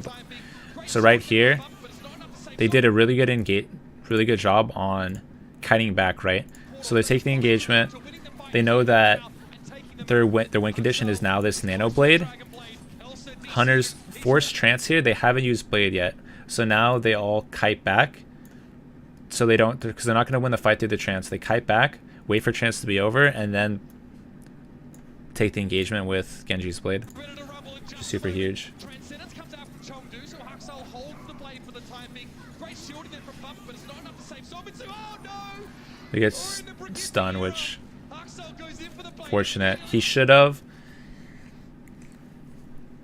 Since you know that Ryan and everything, you're not going to get the damage through the Brig or something, he should have went for the supports, knowing that the supports had no... They had no trance, they have no beat. You can easily, like, or slash dice. Like, those other guys are already on the ground there. You're not going to get much value out of doing that. It would have been better for him to find the supports, kill them, and then now you have the support advantage and your team can just take care of the tanks. But instead, you try and go for the front line, the Ryan and stuff that are on the ground, but then Briggs there to get the bash when, you know. I think that's kind of just a little bit of a misplay there, but I don't see him staying on Genji any longer. He's probably going to, he should swap off to the Zarya here, and then let's go full goats versus goats. It'll be the best thing, so we'll see if he swaps. I guess he's going to go Diva or Brig. He's probably going Brig. Yeah, there we go. So now it's full goats. Smith botched that blade there. The Hunters switch off of the composition that they're the best at, right? They go over to the Reinhardt version of 3-3. This is the type of game that Vancouver wants. Twilight has another Transcendence almost already, by the way, which is... That's frightening. Kyo's still a ways away. So let's see. Goats versus goats. Let's see what ultimates they have coming up. Hunters have their Grav. That's about... Okay, so they have Grav maybe be coming up. So this is going to be their win condition going in this fight. Vancouver, their win condition is going to be getting a good shatter off with chance to follow up. So I think they're going on right side to try and put the Hunters into, because usually every team's like, the only two ways goats versus goats is you want to either go left or right, because right you can go over the top and then your supports have really good a view of like the point, and if you go left you have a bunch of like cover or whatever going on at the point, but then your supports don't have as much LOS because of the corner like narrow it. But if you go middle you can get shot from both sides, so no teams are ever going to go down middle and goes versus goats, so it's either left or right. So Hunters will probably look to grab them as they're pushing across, and then Bumper's going to be looking to get a shatter off if he gets out in the open. That's a good shatter onto the Brig. So now they get the grab off as they're pushing through the choke. So now it's a 1-for-1 trade. They get the DMAC on the Diva, which pretty huge.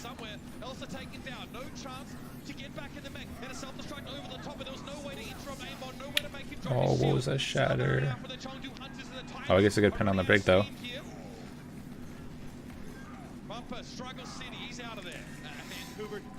I feel like a Meng right now is just he hasn't really been getting much of value on his shatters. Like he's not setting them. He's kind of just using them when he gets it and not trying to set up a play or waiting for the best opportunity to use it here.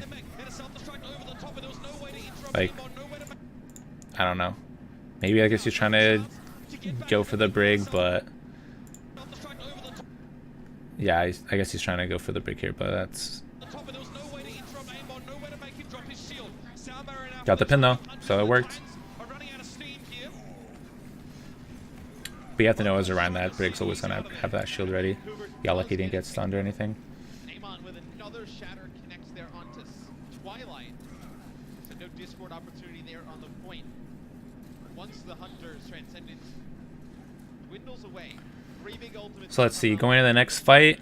Vancouver still has shatter. They have grab coming up. Hunters only have Diva Bomb.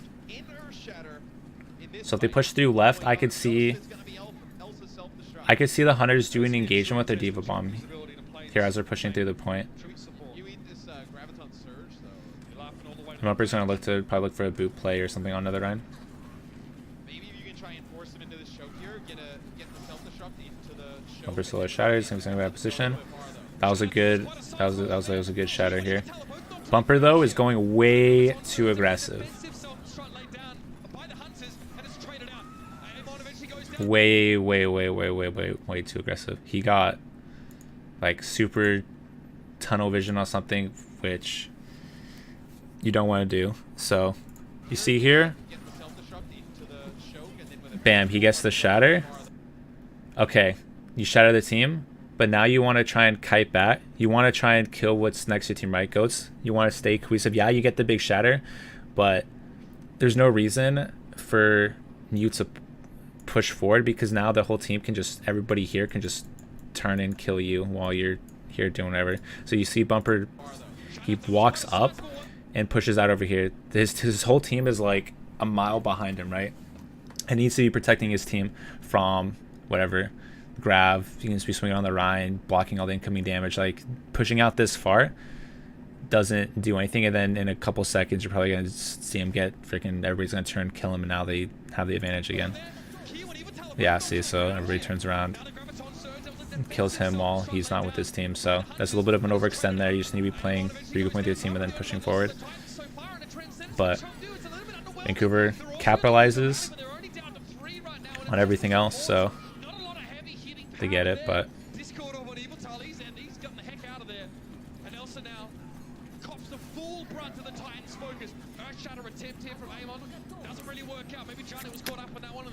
Shatter probably just needed to wait for the cooldowns to be out, since you had full. Wait for them to get creeped up and wait for like bubble usage. You know, you could have wait for like a boot play or something, but they held it off. Yeah, the one it's not even one take. This is like they capped first because it's 2 CP, so they capped one. They only capped 1 point, so it's like, you know, 2 CP is 2 points. So then this is just this, they don't count the ticks, they just count the percentage. use Transcendence to keep Bacon Jack up because he has grabbed the Transcendence from KO, just comes out a little bit too late. They're not able to keep him up, but it's a good Graviton Surge coming off the spawn there from Bacon Jack.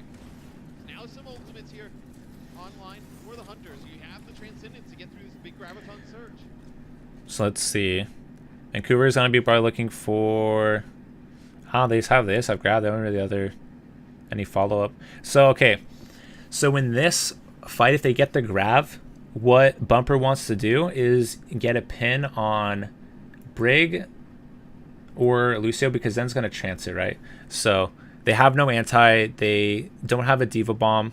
So what he's going to want to do, instead of pinning the Rhine, because you're still not going to get any damage to the Rhine, you want to try and kill one of these other squishy targets through it. So you want to, he's going to, when they push through, get the graph, he needs to get a pin on one of those. If he goes pins for the Rhine or anything, they have a really good chance of still surviving, and then you get no value out of the graph. So that's what we want to see from Vancouver.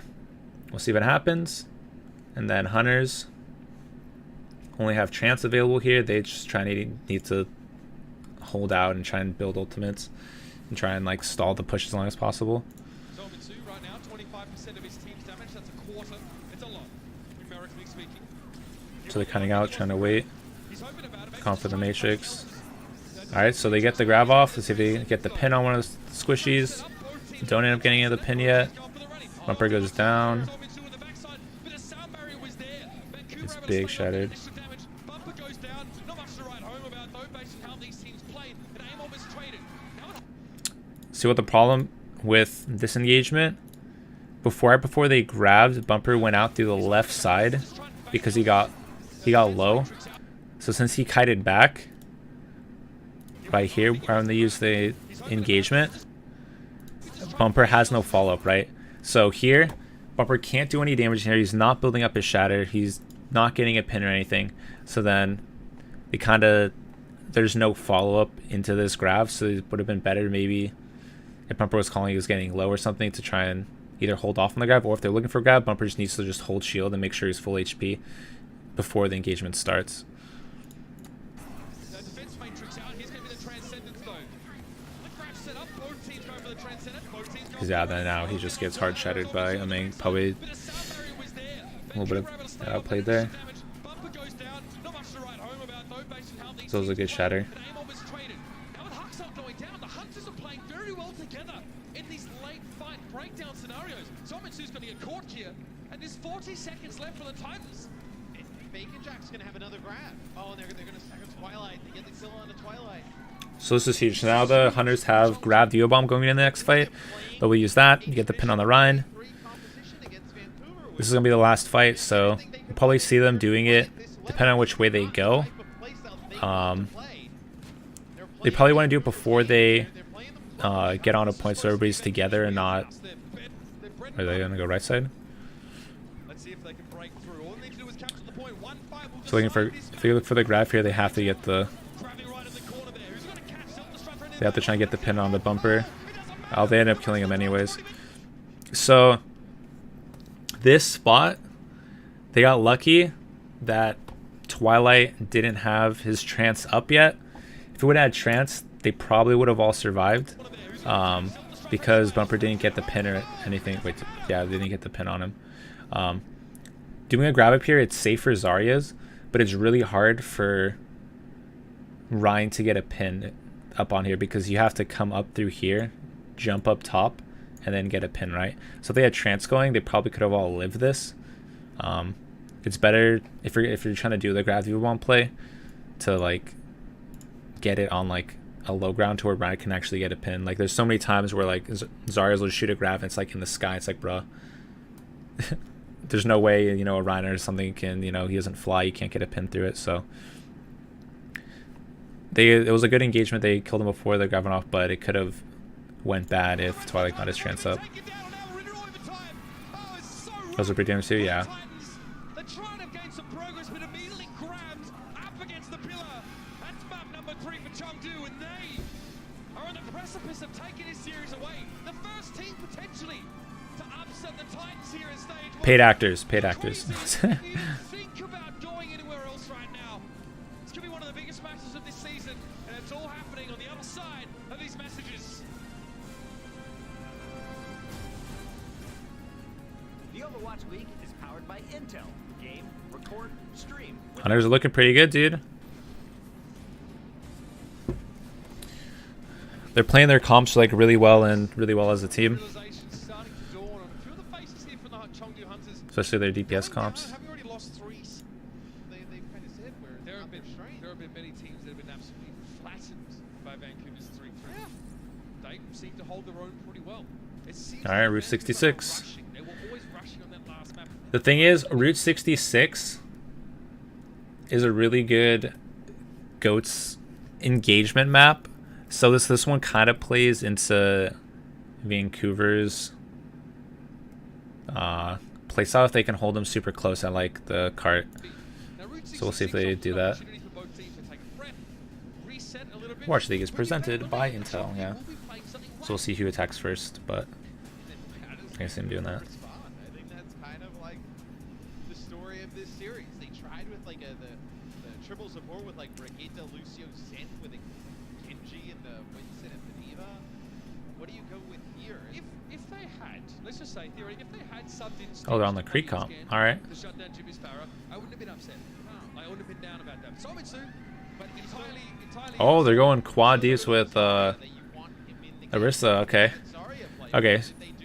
So the reason why, so on payload maps, you run the with this. If you're doing like this comp, since there's nobody to touch point, there's no reason of running the Hammond or anything. So you run Arissa, can put the whatever like shield, and she's pretty much just gonna be cart botting while she still has range to either get pulls on any of them, do damage against, you know, shields and stuff like that. So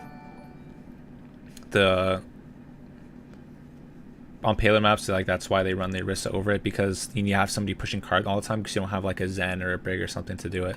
So they just have Arissa on there. They only get value while their DPS surround and flank.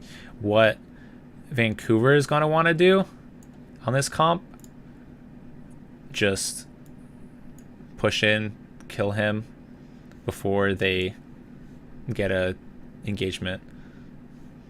Because if they play slow, eventually they're just gonna get hacked and whittled down. Or they can try and get discorded on, like, you know, fire for Kree. But I think what they want to do is try and pressure this Arissa off, and just like they can like hold cart pressure from like up here. Yo, Riz, thanks for those, dude. How's your stream, man? You can play that traditional 3-3. Somitsu's like one of the best Zaryas in the league. I think you don't want them on the bench. It's less one. You need him. Yeah, in this roster. So new moves, swapping off. So that's usually probably always on the dash, and okay. Now he's on the Hanzo, okay. So yeah, he sees the crease, and then they swap off to that, so it's a good swap. But Vancouver's still going to want to play it right, where they want to try and hold card pressure and push into them here. They're showing some fantastic Widow play for us already. What do the Titans do about this? Simon Sewell McCree is going to be at a distinct disadvantage playing head-to-head against Vancouver. He just can't really peek the Widow. Good scout on the Sombra there. Or a shield bash, either one. Be able to respect the Peacemaker, bruh. I mean, you're playing the solo healing Mercy here. You're running quad DPS. So it's a good position by Vancouver. They're able to like hug this corner where they're not in line of sight for any of these DPSs, and they just need to hold carts. So the Hunter's gonna have to try and like take aggressive angles over here to even like look to get damage, while their Tracer and Sombra try and like, you know, flank and get shots in. But if they go like, you know, too aggressive, then Vancouver can just push and kill this Orisa here. So this is a really good spot by Vancouver playing this corner. Widowmaker and Hunter aren't necessarily Shindu's DPS have assigned angles to attack. Or the improves? No, it's you have, they know against like certain comps, like they go against some like scrims, so they have certain strategies like, okay, you know, we're gonna be like, I'm taking this angle, you take this angle, so then you create like a crossfire, right?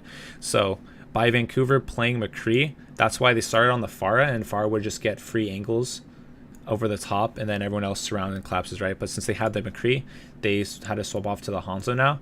So by him swapping off to the Hanzo, now they don't have that like all around like aerial whatever coverage, like free Pharah spam in, and now they can just play this hard corner, which forces them to take an aggressive angle. So it was a good play by the Titans to swap to this Kree comp and like forcing them to, this comp is a lot harder to run now because they don't have the Pharah. Self-sufficient in terms of healing. They don't have their own form of heal. Trace it conditionally does, as far as recall's concerned, but there's no way Jack's getting out of here. Oh, he tries to repel, he hits the roof. Around the Rosie, Jadu. He doesn't find it amusing at all. Okay. Yeah, so now they push in the back, and then they just hard push to the Orisa, so this is how they want to play this comp. It's really, it's good. Oh. He almost died in Mercy. Alright, so we're going to see the Hunters go over and play traditional 3-3 based around the Reinhardts. Triple support, triple tank here. So now maybe you can take advantage, right? Big Brigitte McCree. So let's see what else they have. They're swapping to the full goats here. Okay, so them swapping to full goats now counters this comp, but since they waited too long, now they have like all their ultimates coming up.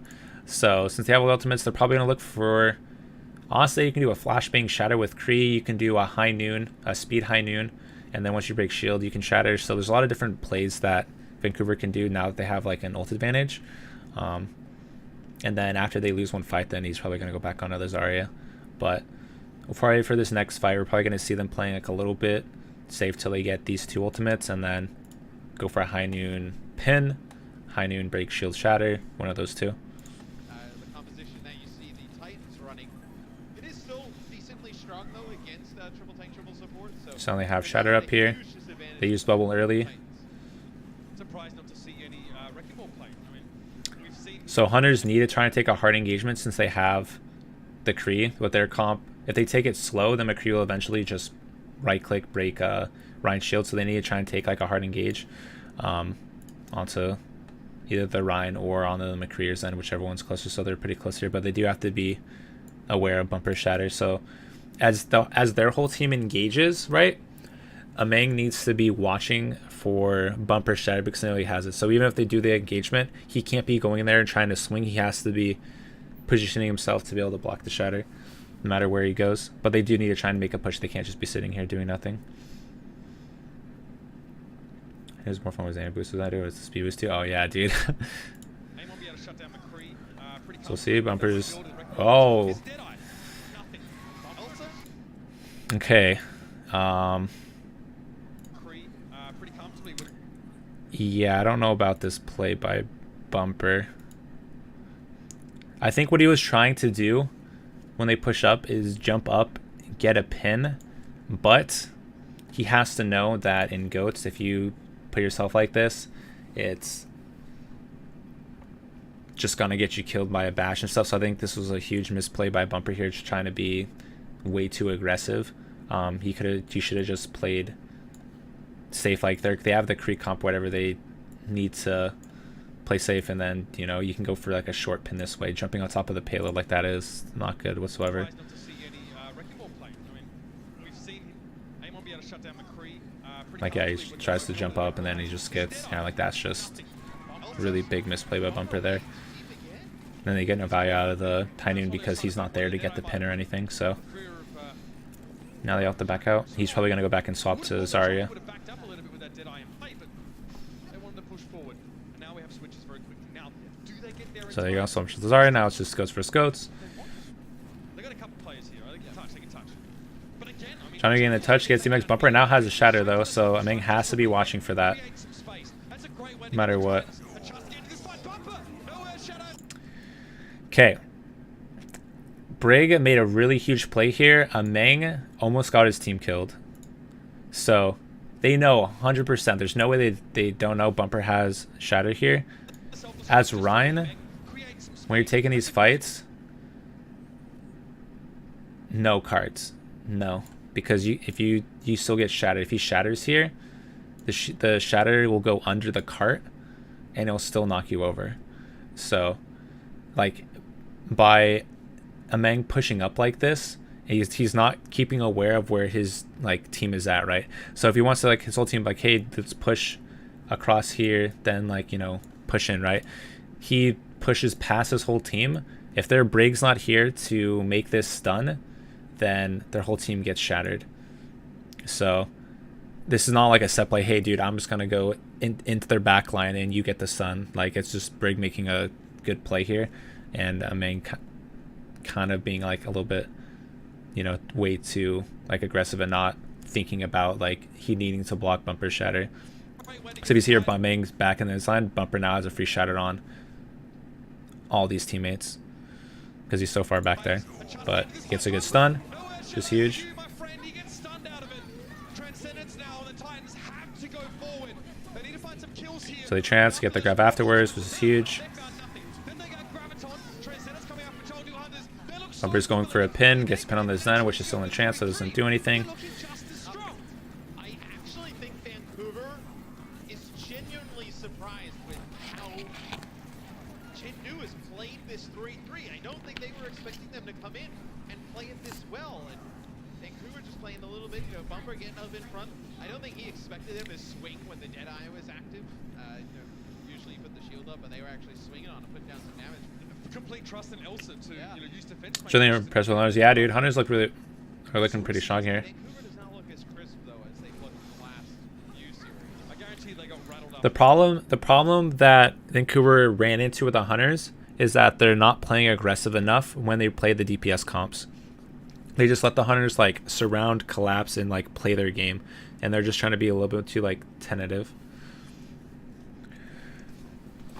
So going into this fight, they're going to be, let's see, what do they have here? Vancouver, grab Diva Bomb.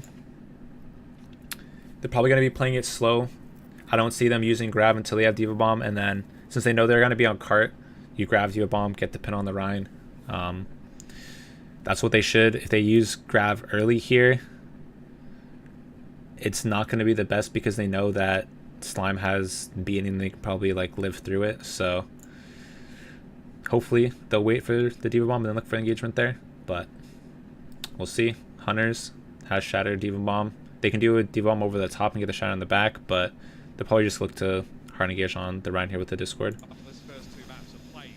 It's got to be exhausting, taxing on a team that's not used to playing that kind of chaos. Here's a Graviton anyway. Somerset lands this one. Yvonne's in trouble in the back there. Bumper! Yeah, see? They... What did they get? Diva Bomb? Yvonne's in trouble in the back there. Bumper! Oh no, he just loses mech, right? Yeah, see. This is way too passive and engage here. There's no reason why you need to force this fight here when you're not going to get value out of Weavos like this all whatsoever. Like they know that their I don't know. It's gotta be exhausting, taxing on a team that's not used to playing that. Oh, never mind. I was looking at bad. I was looking at these. I was looking at their ultimates for their own thing. Okay, shit, dude. I guess Gamal's myself. Okay, so if they know they don't have support ults, then this grab is good. But it's still, they could wait for the Diva Bomb still, and then it still doesn't matter if they have support ults or not. Hit the grab. Ameng gets a nasty shatter onto Bumper. Bumper gets stunned, or he just walks right into it. Take grab. No, that's just that was a good shatter by Ameng there on the Bumper. He was shattered on the ground, so the shatter comes in from Amon, and the self-destruct goes down right away. Among, is that how you pronounce it? Among? The Titans try and take initiative, right? They try and set up this grab, and still Twilight dies on trans. Is it Ameng or Among? There's going to be more space here for the Hunters.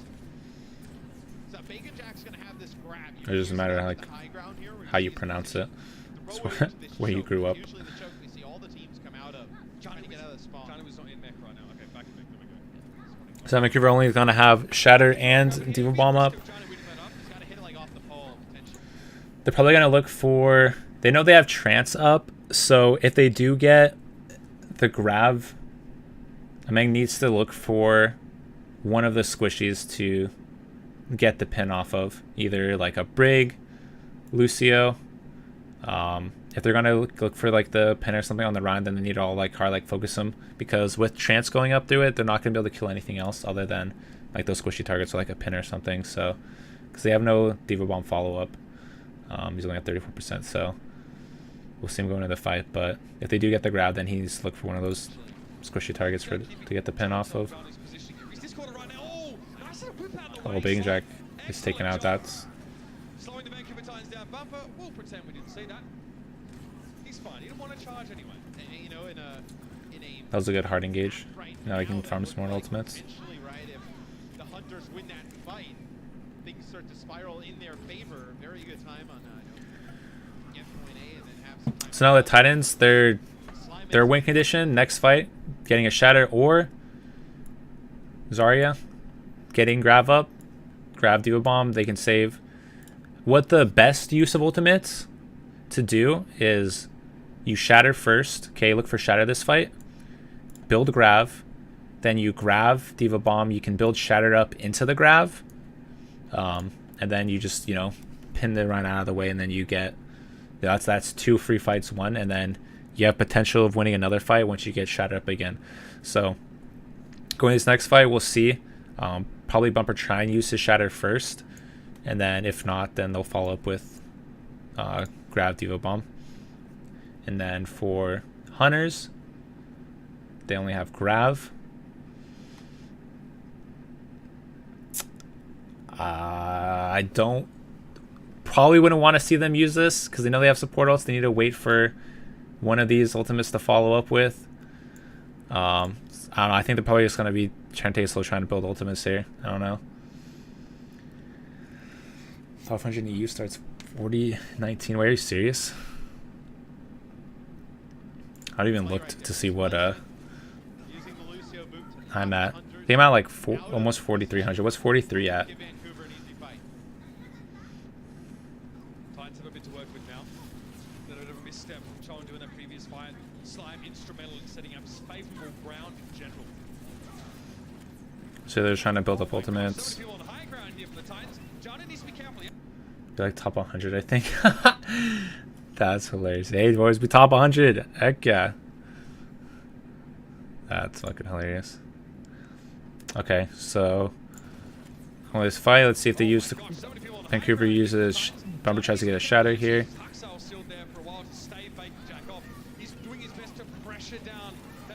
Trying to hard engage. They're trying to break the Shatter or break the shield for Shatter. They get the Diva mech on the Diva, which is huge. Ameng blocking Shatter. Oh, and Ameng gets the huge Shatter down. Bumper is not having very good. I feel like he's not thinking about like Ameng's Shatter. Like he's not ult tracking it like whatsoever. Like going into these fights, he has to know like, okay, They have Shatter. They're going to be looking for it. My job as Ryan, block Shatter 100%. He's looking for Shatters when they know they have shield up, right? So they're pushing through here. They can just break. They just need to break. Wait for the Diva Bomb to go off. Once this Diva Bomb goes off right here, oh, his shield's broken because it's lit. Then go for Shatter. He's trying to use Shatter with at the same time as Diva Bomb, but this only works as the Diva Bomb is behind the Ryan, so he has to turn shield. Right now, you know he's gonna be holding shield up, so you get the Shatter off. It's not gonna do anything. You could have just waited half a second, wait for shield to break, and then you get the Shatter on the team. So there's a little bit of a misplay by Bumper here, and then so he gets burned. He Purge blocks both, and now Bumper gets stunned and gets full shattered. Oh, that was a good turn block on it at least, but yeah, Hunter's just got way more value out of their ultimates there. Vicky was just super underprepared, yeah. That time the grab comes down from someone too, and they use the counter shatter, knocks down 2 players. It helps him just stay alive through that ultimate. They use the sound barrier as well. Provide the extra shields, but yeah, they're getting owned in the Goats comp. I think they kind of like underestimated teams. Like, you know, that happens in, like, you know, all kind of sports leagues. So this is a really good fight for Vancouver here. Since they got fast spawns enough, you can actually play this like the Zen gets free whatever high ground, you can like flip the map. So now your team like has the advantage because now you can play like these corners that don't have to be all in the open, and then you're still contesting point. So it forces them to actually push out to get the damage onto you out, like, and puts them out of position. So this is a really good engagement by Vancouver here, like contesting the point at this corner. So this rotation from Vancouver forces Chengdu to fight them. They'll keep the payload contested and avoid move if they don't. Vancouver But they need to be trying to hard focus something here. There's a good pick onto the brig there.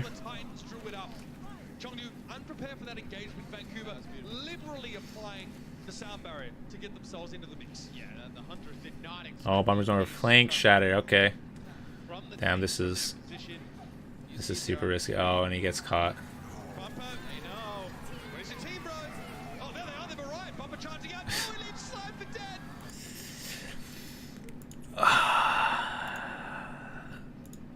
dead. Did they see him, or did he just set up there? Expect the engage to come from the Titans from that position. You see it there on your screen.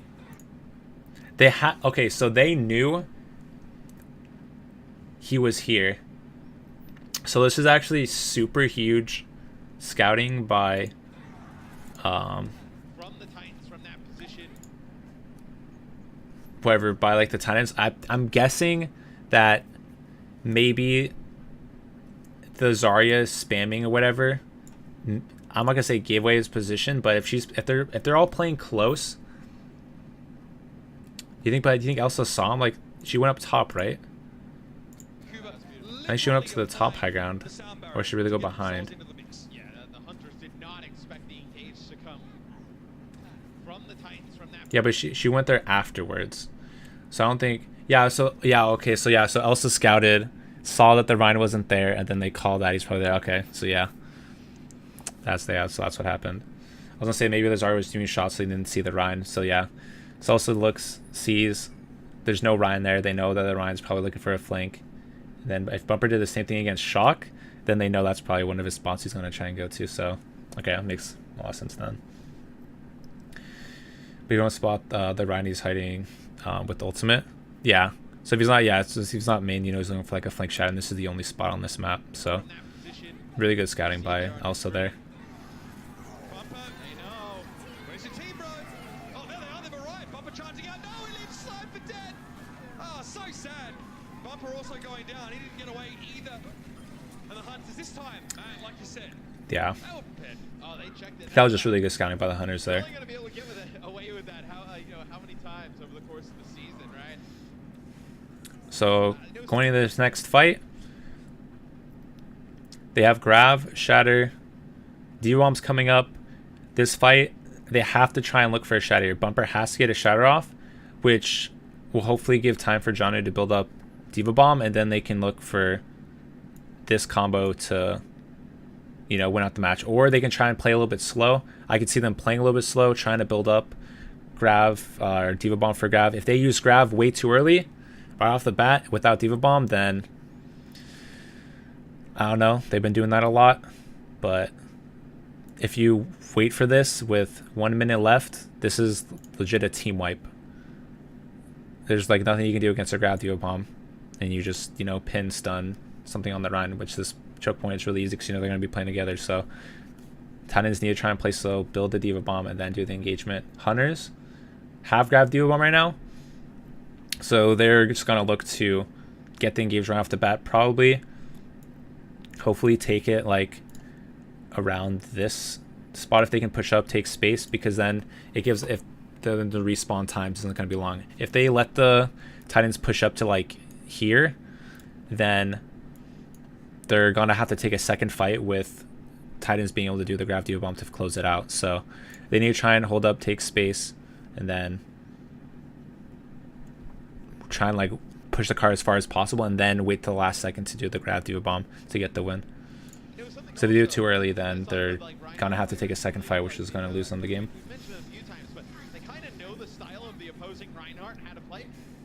So it's good. Cart's getting pushed enough. So like right now it comes into like one fight kind of territory. But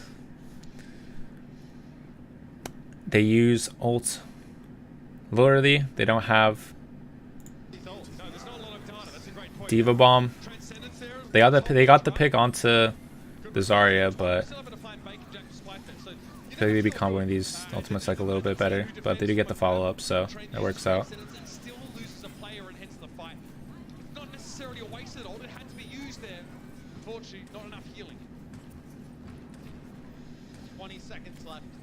Hunters now they're probably gonna have to use it right out the gates.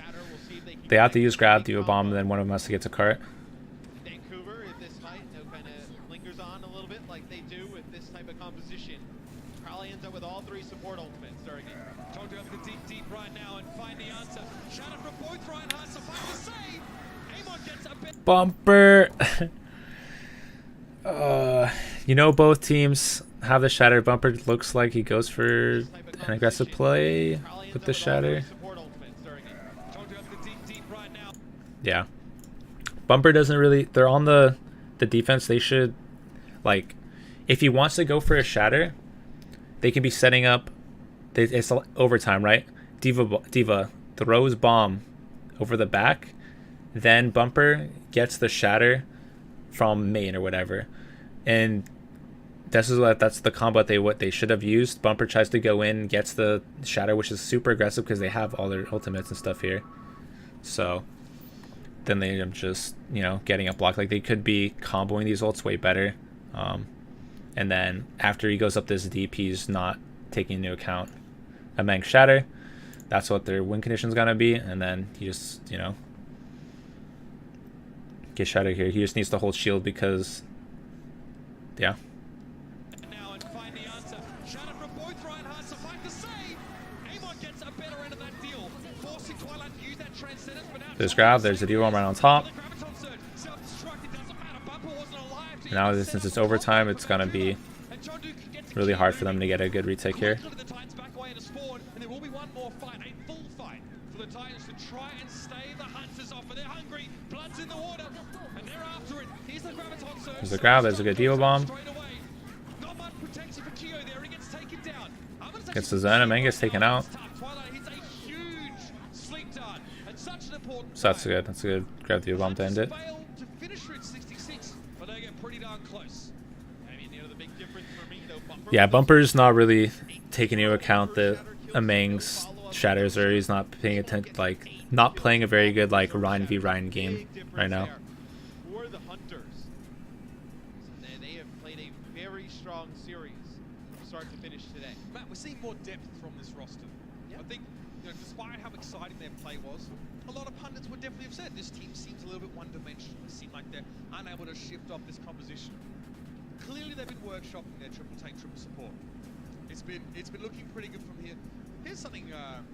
We'll have a look at this one in a second. It's quite interesting. Here's Vancouver's map record on Escort. So, well, in general, but also on Yeah, I Escort. mean, a lot of these series are decided before we get to Escort, right? But how great they are in maps 1, 2, Oh, shit. and 3 in terms of the 1 and game 3 of in the Escort overall maps? series. It's this final game that they struggled in this part. But, you know, we've had a lot of wild games from Unreal. Right? They probably just like hard Especially as about to produce some make outliers, hard like go you for know, those dark ones. points. The map can be quite Hard sweet. study those. Snowbally, if you want to use that term. I kind of like the Soldier 76 here on D. Explain it.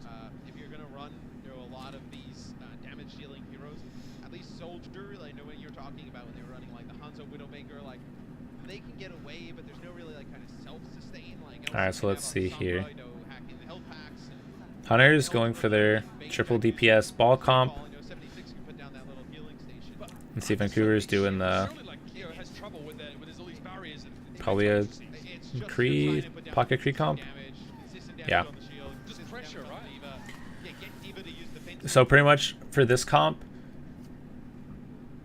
Hunters is gonna try and they're not gonna really take a fight onto point. They're trying to like surround, do as much damage as you can. If you break Ryan's shield, you can't really push on a cart. And then what Titans are going to do, they're going to be pushing up, waiting to get like a Discord on one of the squishes because they have no shield. So the McCree is pretty much free to kill anyone they want. So it's pretty much just going to come down to if Hunters can get a hack and do enough damage to where they can halt their engage and take space, or it's just going to be Hunters being able to walk up for free without their shield getting broken. Like they have to break shield. They break shield, they win. If they don't break shield, they lose. That's just how it goes versus Cree comp into DPS. Matrix, and then maybe with some of the hacks that can come down here from Elsa, you're able to put down some free damage. Viking Jack will have to be very careful because the sheriffs aren't Hearn. Solomon will be on that that McCree, and a flashbang can really solve things very quickly.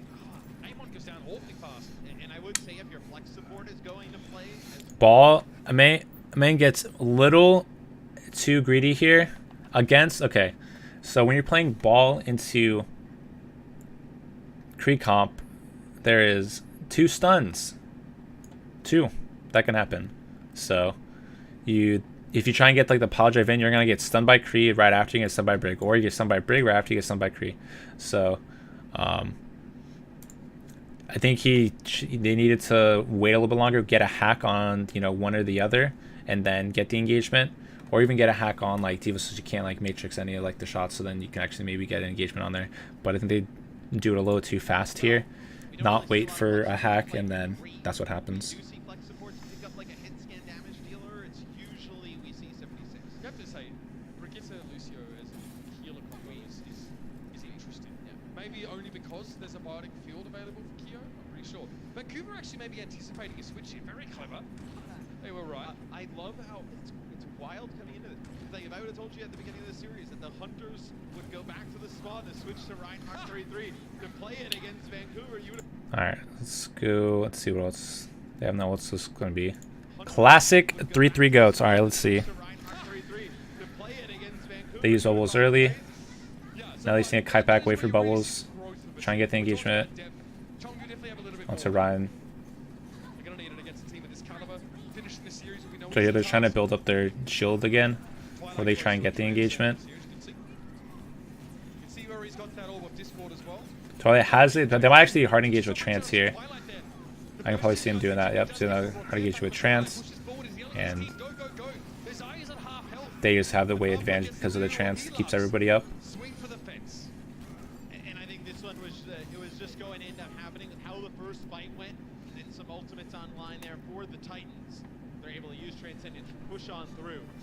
I think this next fight will be much tougher. Before Ace is the new chain. Come online for the Hunters. Las Vegas in, yeah. This part of Hollywood, that second phase, they So all let's kind of see. similar in some Next ways. fight. This is where Chengdu were playing a deeply disruptive style of Vancouver has A lot of the Shatter, shots so far Diva are Bomb. direct. They can look for a Diva Bomb Shatter play. Not so much. They're playing Hunters more restrained here. coming up on grab Diva Bomb. This is okay. So this is their win condition. They're probably not going to take a hard engage. I could see them trying to play this corner here till they get these 2 ultimates and then taking a fight. If they try and take a fight right now, this early, they're gonna put themselves at a disadvantage because they have their ultimates to combo up and they have nothing to counteract it. So what they need to do is play a little bit safe. Once they get ultimates, then press the engagement here, because they have no win condition right now. Going into this fight, they have nothing to try and like skewer the fight in their way. So slow, get these ults, then take the engagement. So we'll see if they're doing that. They play a little bit close, and then this is what happens. They get hard pushed on. They're looking to get the grab. The Yone comes over the top. Block, bumper, not blocking the shatters. What the heck? Not worrying about the Ryan game, dude.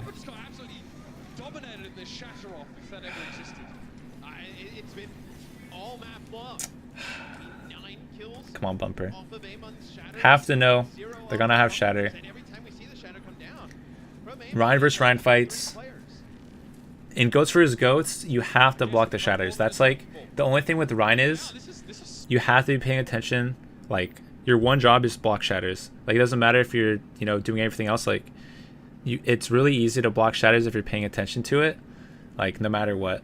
Just from even like when I play whatever on like common stuff. Like if you're looking to block the shatter and you're expecting, like if he knows you have shatter, like there's so many ways that like there's no way you should be getting blocked like this. Like bumper's just, I think, not thinking about it, and I don't know, maybe he's caught off guard that they're actually playing Ryan. I don't know what it is, but yeah, bumper's just getting hard outplayed here, and they're losing because of it, because they can't follow up with like the amount of their combos aren't there.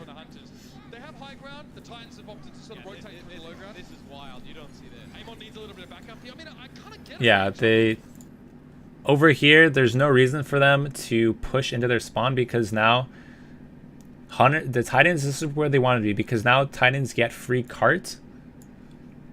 They get free cart push, and now Hunters are behind them. So now the Hunters have to try to hard engage to get to the point, otherwise they lose. So that's going to put them out of position, because then the supports are so far out. The Titans can either just push on the supports, kill them when the tanks go to point. If Lucio goes to point around, then they're going to take the 5v6 engage. So here there's no reason for them to push this far. If they want to push this far, then they have to stay on that opposite side, so at least it's still like point to point, right? Like they're flipping the map and going to the other side is this doesn't help them at all. So they're probably this is not a very good spot. That could be risky. If the Titans turn on the Hunters run, they're confused. Hunters take the other side, and now the payload is actually getting away from them. Yeah. It's gonna be a mad goose chase to try and catch up to them. So they have to try and hard pushing it, or they just get free card push here. So this is really bad for the Hunters. And Zen just gets free card push. Yep. D.Va has to push, and then now D.Va's out of mech. And what's also bad is because instead of being like a 2-fight point where the cart's all the way back here, now the cart's pushed all the way here. By the time you die, I wouldn't be surprised if the cart gets to the end right now. And whoever gets the cap before they even get like a good engagement off. And they probably just have to give it up. So they lost another fight, which could potentially just shave off more time on the clock because they did that rotation there.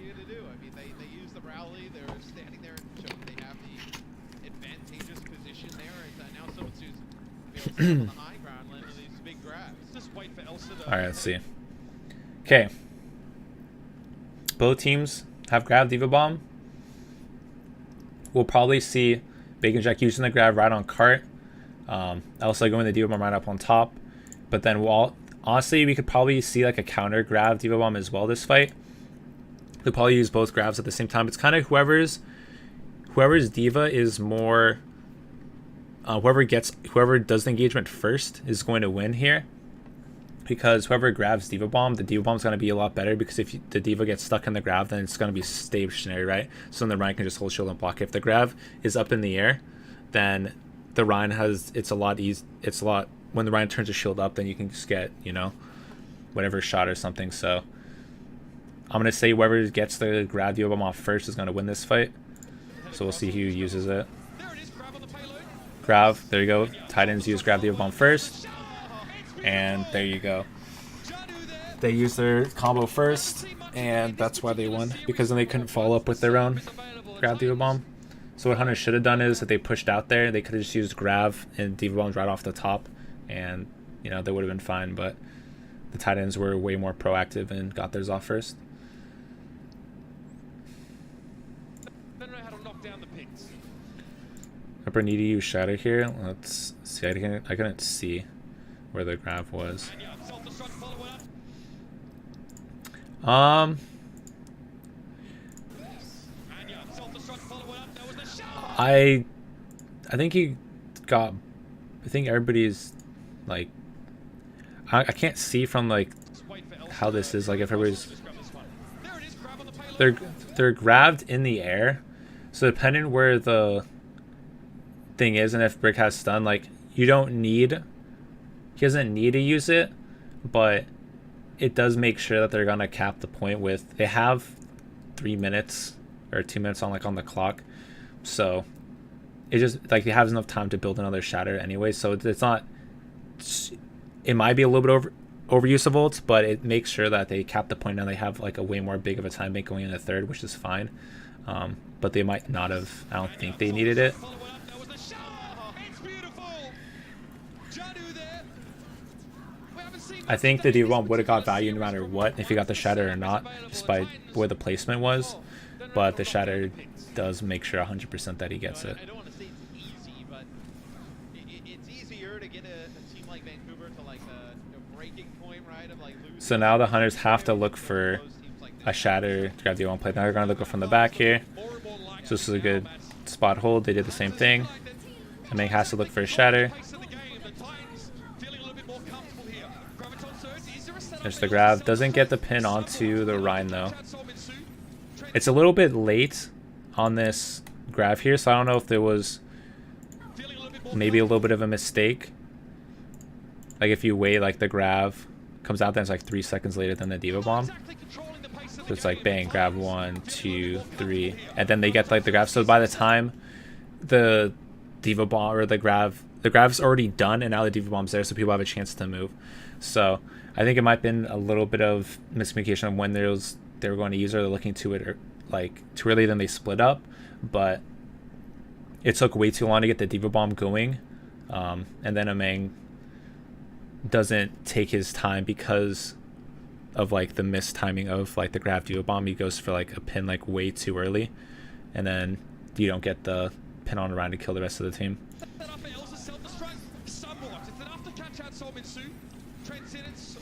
Is it worth the trance there? For their team, yes. Because if you see, they grabbed and then they didn't use so he wasn't, when they used the grab Diva Bomb here, they didn't use trance, right?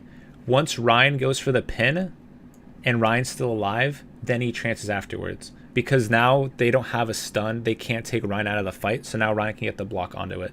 So that's why he waited to use the trance, because now he knows that they don't have something to take it out of, if that makes sense. So like he made a really good, like a smart play of not using it, like he was waiting to use it. But ended up getting taken out there, so they end up charging back to spawn anyways, so they lost the fight. But so the reason why he didn't use it earlier is because he had like, they still had the charge up, and then after he saw that the Rhine didn't get pinned, they thought that maybe they could still win the fight. So the part's close enough to where they probably shouldn't have used it, because they this close anyways. They could just saved it for a re-engage. That's probably would have been the better idea, but the reason behind him like using it there was because they didn't have like the pin or whatever. But yeah, you're right, they should have just saved it for the next fight, since the card's like not very far at all. They want to get aggressive because there's no big burst heal there. So now Bumper has a shatter, and Ming has a shatter. So right now it's just going to come down to Ryan versus Ryan. They both have shatter up, nothing else. They have to look, both teams should be calling to break Ryan's shield, or looking for, they're trying to look to give their own Ryan the advantage, right? So either doing a boop shatter, doing a stun shatter, breaking shield. One of those 3 things. Whoever's team does it the best is going to take advantage and, you know, probably win the fight here. But doing the boop shatters when both teams have shatter is not the best, because yeah, you boop, get the shatter, but then the enemy Ryan gets booped into your whole team while you're getting the shatter, so then your whole team is shattered, right? So it's probably gonna go like the better play here is just whoever focus shield, whoever shield breaks first loses. So whoever has better shield management in this next fight is probably gonna win. It was huge. It buys so much space here for Vancouver. Vancouver now sat proudly I just died of bomb. It depends on where the card is. So there, yeah, you want to wait. But if his card's over here, maybe you do it to try and win the fight. So it's all like situational. But yeah, they misplayed with the chance. Things do tend to slow down a little bit more here. There's a shatter bump. This is a good shatter. Aim on least. Where it goes down, but now, Release wait. knocks him on easy. Oh, did Amang use his shatter? I didn't even see. Oh, did he get stunned through it? For any attacking team to have at this stage of the map, things do tend to slow down a little bit more. Oh, okay. Okay. So Bumper uses his shatter first. Amang tries to follow, like, sees that his shatter's, whatever, shield's not up, but then Bumper had already pressed Q first. So Bumper gets the better of Amang on this one, but they have their chance to follow up to keep him up. There's a shatter. Bumper connects with aim on least. Gets rid of him. Release knocks him on his rear end as the transcendence. So now they're going to want to kite back, wait for like bubbles, and then get the re-engagement here. Somehow getting access to the Zenyatta in the back line. I've seen every How did their Zen die? Hunters actually just keep going. Twilight going down. Wait. Where's Twilight at? Wait, how close is he? Slow down a little bit more here. There's a shatter. Bumper connects with aim on least. Gets rid of him. Release knocks him on his rear end as the transcendence from the Hunters actually. Oh, okay. Yeah, this is definitely a misposition by Twilight here. There's no reason for him to be going to the front lines. He should be right here. You know, free shots. If he wants to get high ground, then bang. High ground. There you go. He pushes up into these cars. No, he's walking up, dude. Look. He legit just walks up into here.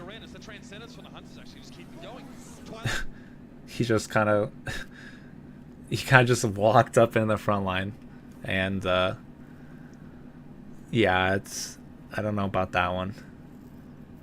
Maybe they thought that maybe there was a call, hey, we're hard pushing, so then he's trying to get like a push, but still there's no reason for him to be on this front line there. So that was definitely a misplay by Twilight. And now they don't have Discord, so based off of not having Discord and stuff, if Jindu just play it like, oh hey, we got the Zen pick, okay, play like kite back a little bit, get the Discord, then re-engage and get the push, they can win without, since their Zen's dead. Access to the Zenyatta in the back line. Bro, the Zenyatta went to the front line. Bro, I guarantee you, when the Titans relook at this VOD, their coach is going to be like, Twilight, bro, what you thinking, dude? You want to be Bumper for the day, dude? You want to be the Reinhardt? What the fuck was that? what was your plan there, dude? That's looking like, I don't even know, dude.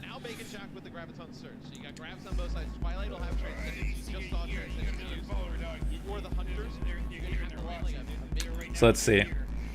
Going to the next fight, they have Hunters have grabbed Diva Bomb. Should look to, let's see, do they have ultimates? Yes. Okay, so they have Trance. Okay, so since they have Trance, they have to use grab Diva Bomb at the same time, otherwise they're getting no value. That's just how it is. They have to use it. They know they don't have Shatter up, so they can get the free pin.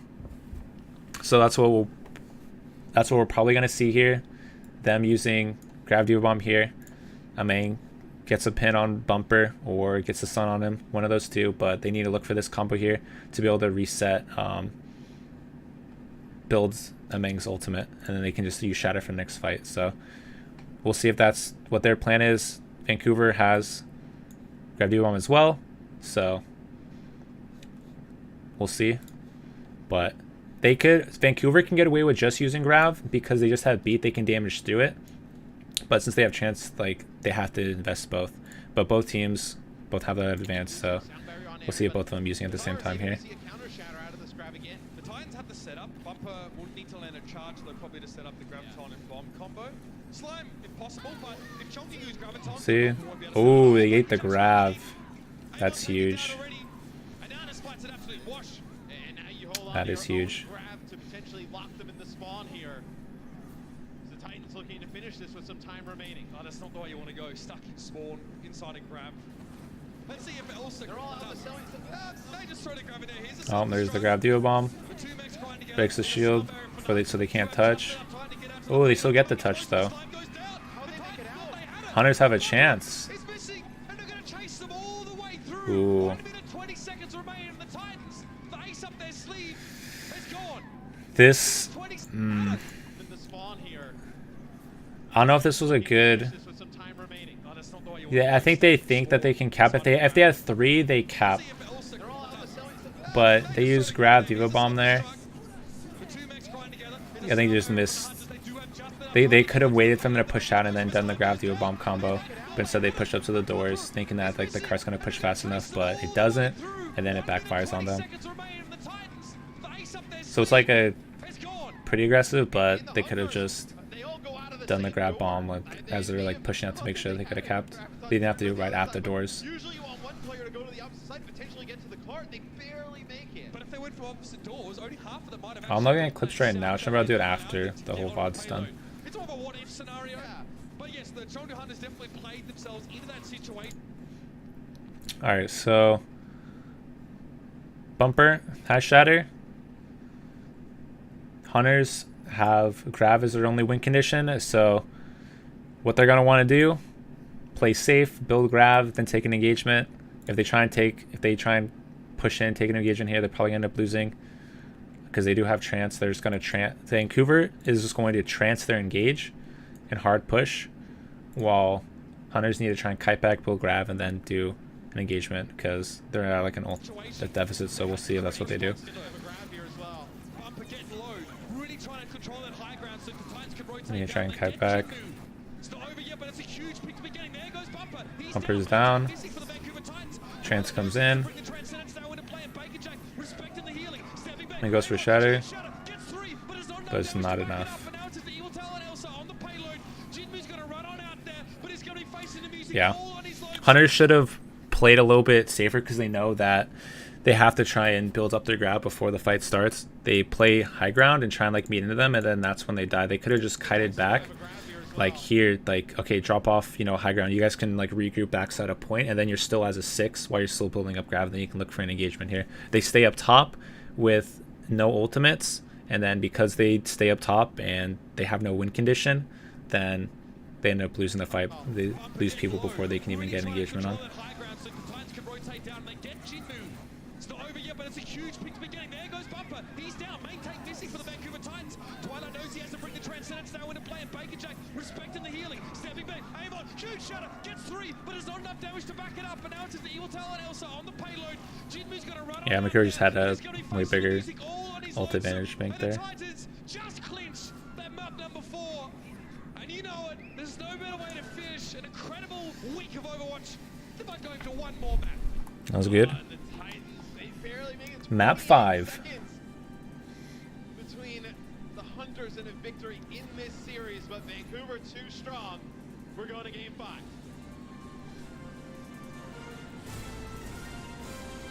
Is really close between Bumper and Amon. Over towards Bumper, but final blows go over to Amon. Look at the Earth Shatter, stuns 30 compared to 16. More Fire Strike kills there. More Bumper, shit. less deaths. But very close in terms of the Reinhardt matchup, which you didn't expect. It's worth noting that both of these players have been rather opportunistic in trying to set up these Earth Shatter stuns. No longer can Brigitte just stun an enemy Reinhardt through his shield and set up like a free shatter for your own Reinhardt. Now you just kind of have to go. Mumper looking shook, dude. This means Bacon Jack back to the bench. Tell you what though, Bacon Jack, they played Late Young really back strong. in.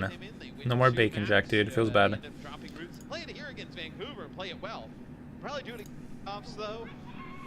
Alright, so let's see what they run here. Footage out, right? Where you know you're struggling against Okay, so right? Because the Ball playoffs, Goats you'll see versus teams just Winston throw Goats. something in like this from the Hunters. Will Ball want... Okay, so Winston, they're not going to be able to like hard kill whatever. The ball, they can do some damage to him, but what Winston Goats is going to want to do, they're going to look to hard push in and then look to get onto one of the supports here. So they're probably going to say F the ball. They're going to push up here, maybe take a little fight, and then Bumper's probably going to hard engage, jump in, and then everyone's going to like push through and get it. What Omega's going to want to do is try and get like knocks to try and like stop their like hard engage or whatever, but Winston Goats kind of has the advantage on this if they take the aggressive like stance and then get a Discord and like jump it, just because Winston has like a really easier job on doing like, he has a bubble for shield plus the Winston whatever like jump damage, and Ameng kind of just has abilities to like help himself. So in this comp I think Vancouver has the advantage if he jumps in first. If they wait too long and let Ameng get like a power drive or something, then they'll have the advantage, but I don't see them doing that. They'll probably push up and then go for the jump. Practice it over weeks. You've never seen him run it before. It catches you off guard. They steal a map. Could be the end of a series. So there, Omega actually took the advantage there, which was actually really huge. So they didn't even let them get the chance. So Hunters know how to play against it, and that they did exactly what they needed to do. They need, because they want to get that power drive first.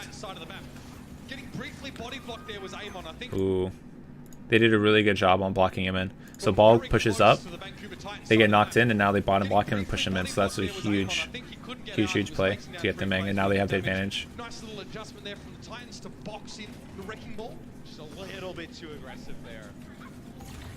Not enough sustain to keep himself alive, get out.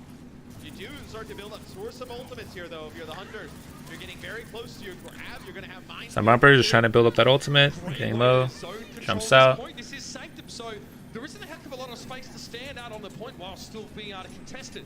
That was a rally from the Titans, but they haven't truly engaged it. Bumper's waiting for something. Oh no, he's going to get caught in the minefield. He gets out without taking a lot of that damage, but now the Graviton comes in. Twilight. What I would have liked, I think, Ameng uses mines thinking that, you know, they can kill whatever Winston stuff or stop him in this corner. Maybe didn't like think of the fact that, you know, we had bubble or something like jump. But if they know they have grab, they should have just done grab with mines here, and that's their win condition. So we went for a play here when their win condition, it could just been grab mines. You could have just saved and made sure, like, yeah, you can use an ultimate.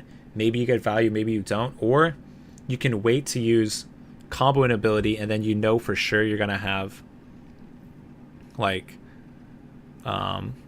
you know for sure it's going to have, like, you know, or follow up and get value, you know. So what they should have done is save whatever the mines to just put mines on top of this, and then they get the free kills instead of just wasting them down here. Did you always want to engage first?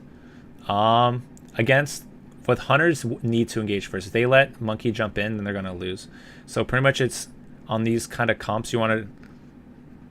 It's whoever can get onto like the support and stuff like first, because you're not going to be able to like... Whoever kills the supports and like presses the advantage is going to win, because then the Zarya, that Zarya is going to be high energy, that Diva's going to have free like Matrix and stuff like that. Because if you're the ones that get the aggression, then everyone can surround and collapse while the other team's trying to like kite back and like into a little corner, right? So it's just surreal. That's like making, like, here, maybe I can draw this. So if two teams are like pushing up, right? One team pushes in and forces this team like back in a corner, then their team can go like this, right? And now they have crossfires everywhere.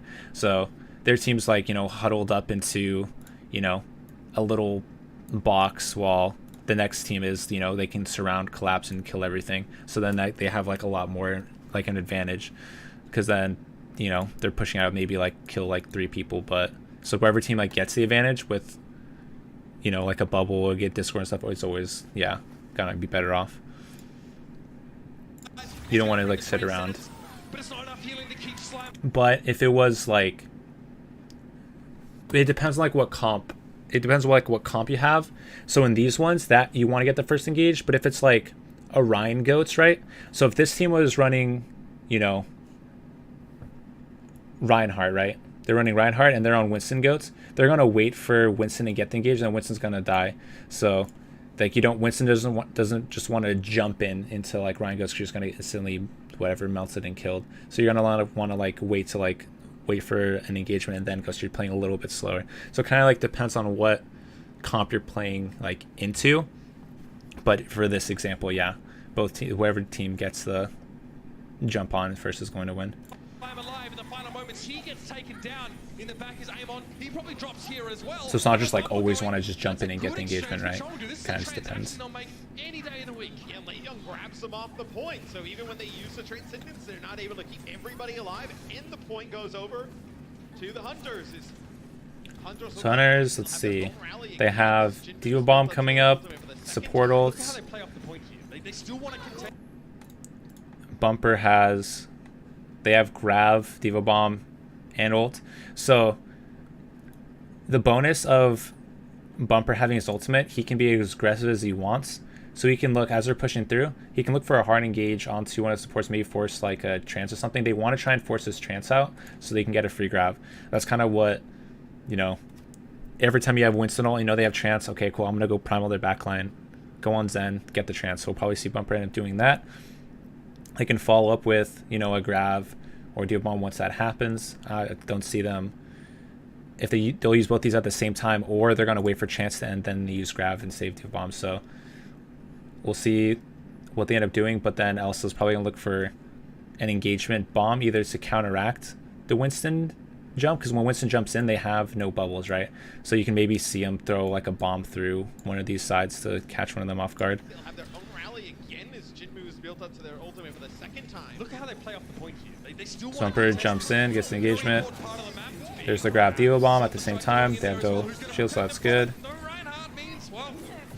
Now that he's throwing the bomb, now that Winston has no bubble because he's in the backline, now gets the Zarya.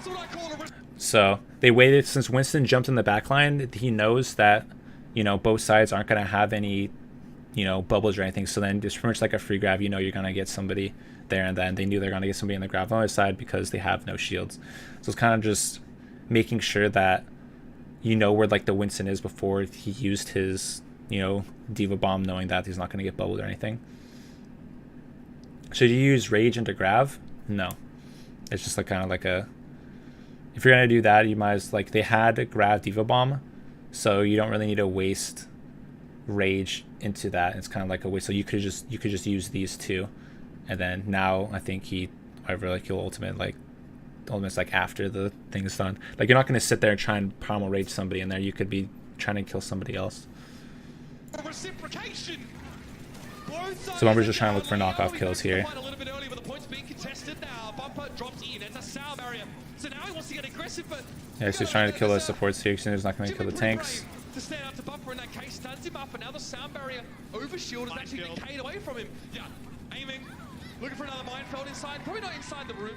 Probably moves out to the point to make that one happen, but there's the body block on Bumper. Alright, so go see what turned the fight in their favor here. There's a So their Zen dies, so now they don't have the Discord Orb. Now they don't really have like a hard engage to actually kill anything. So with the Zen going down,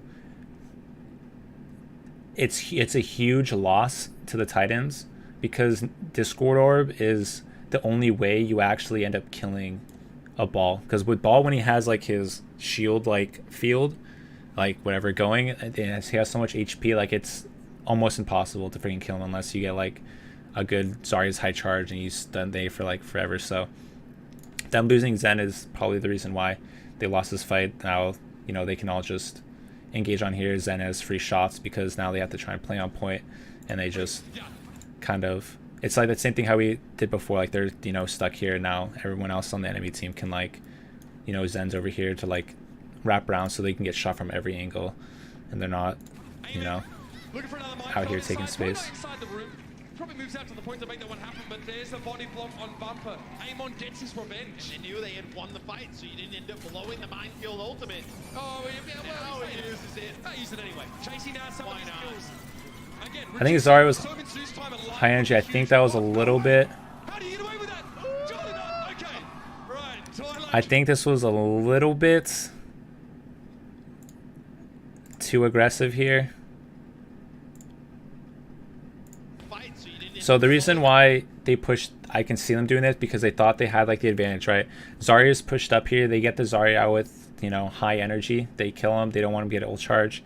So they push through and get the mines. But the only reason why this is like not the best is because like it's hard to, your whole team has to push into here, and then they have like these little railings and stuff, right? So it's hard to actually push out, get value, and then if your whole team pushes out like this, now you're giving advantage to the end team because their respawns are closer and everything. Yeah, for like the spawn advantage. So I think this is a little bit too aggressive, and then they get punished for it because now he's like so far in their back line. Now, you know, he gets killed, now they re-engage. What would have been better is when they're pushing through, he can just use mines right at this choke point as they're pushing through, right? Because they know they're not going to go left, they're going to get stuffed. If they go right, they can get knocked off. So they're going to be going through middle 100%. So you could just waited for them to come through and then used, you know, the mines, and not try and use it at like the choke point when your team's, you know, all the way back here and you're trying to take a fight over here. Private live would be huge. Oh, no way! How do you get away with that? Surely not. Okay. Right. Twilight catches him. Amon had no business being there and staying alive. The Discord makes it a little different. So now now that the ball's dead, they can have the free push to the point. That's a huge difference. Lei Young has it locked in. Their win condition is grab bomb here. What if, okay, so if hunters are smart, right? They're at 78%. They have grab bomb coming up, right? Stall the point as long as they can. Okay? Everybody die on point. You come back into the fight, grab bomb next fight, win the match.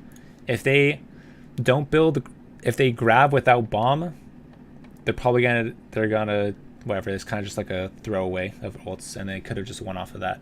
So we'll see, because Vancouver now has advantage with the a Meg coming back to spawn right now, but they need to try and save for this, and they should just fight on point now, milk as much clock as time, and then come back and use the ultimates. Loaded. Gotta be careful. Can't launch this one from downtown. So we'll see if they wait for grab. So yeah, good. They're just waiting, stalling as much as possible. So perfect. Contesting for the time being. Now they have grab bomb, so now they can use it. Now it's at 90%. Now it's winnable. So that's huge. They stalled. Now they can start pushing and look for it.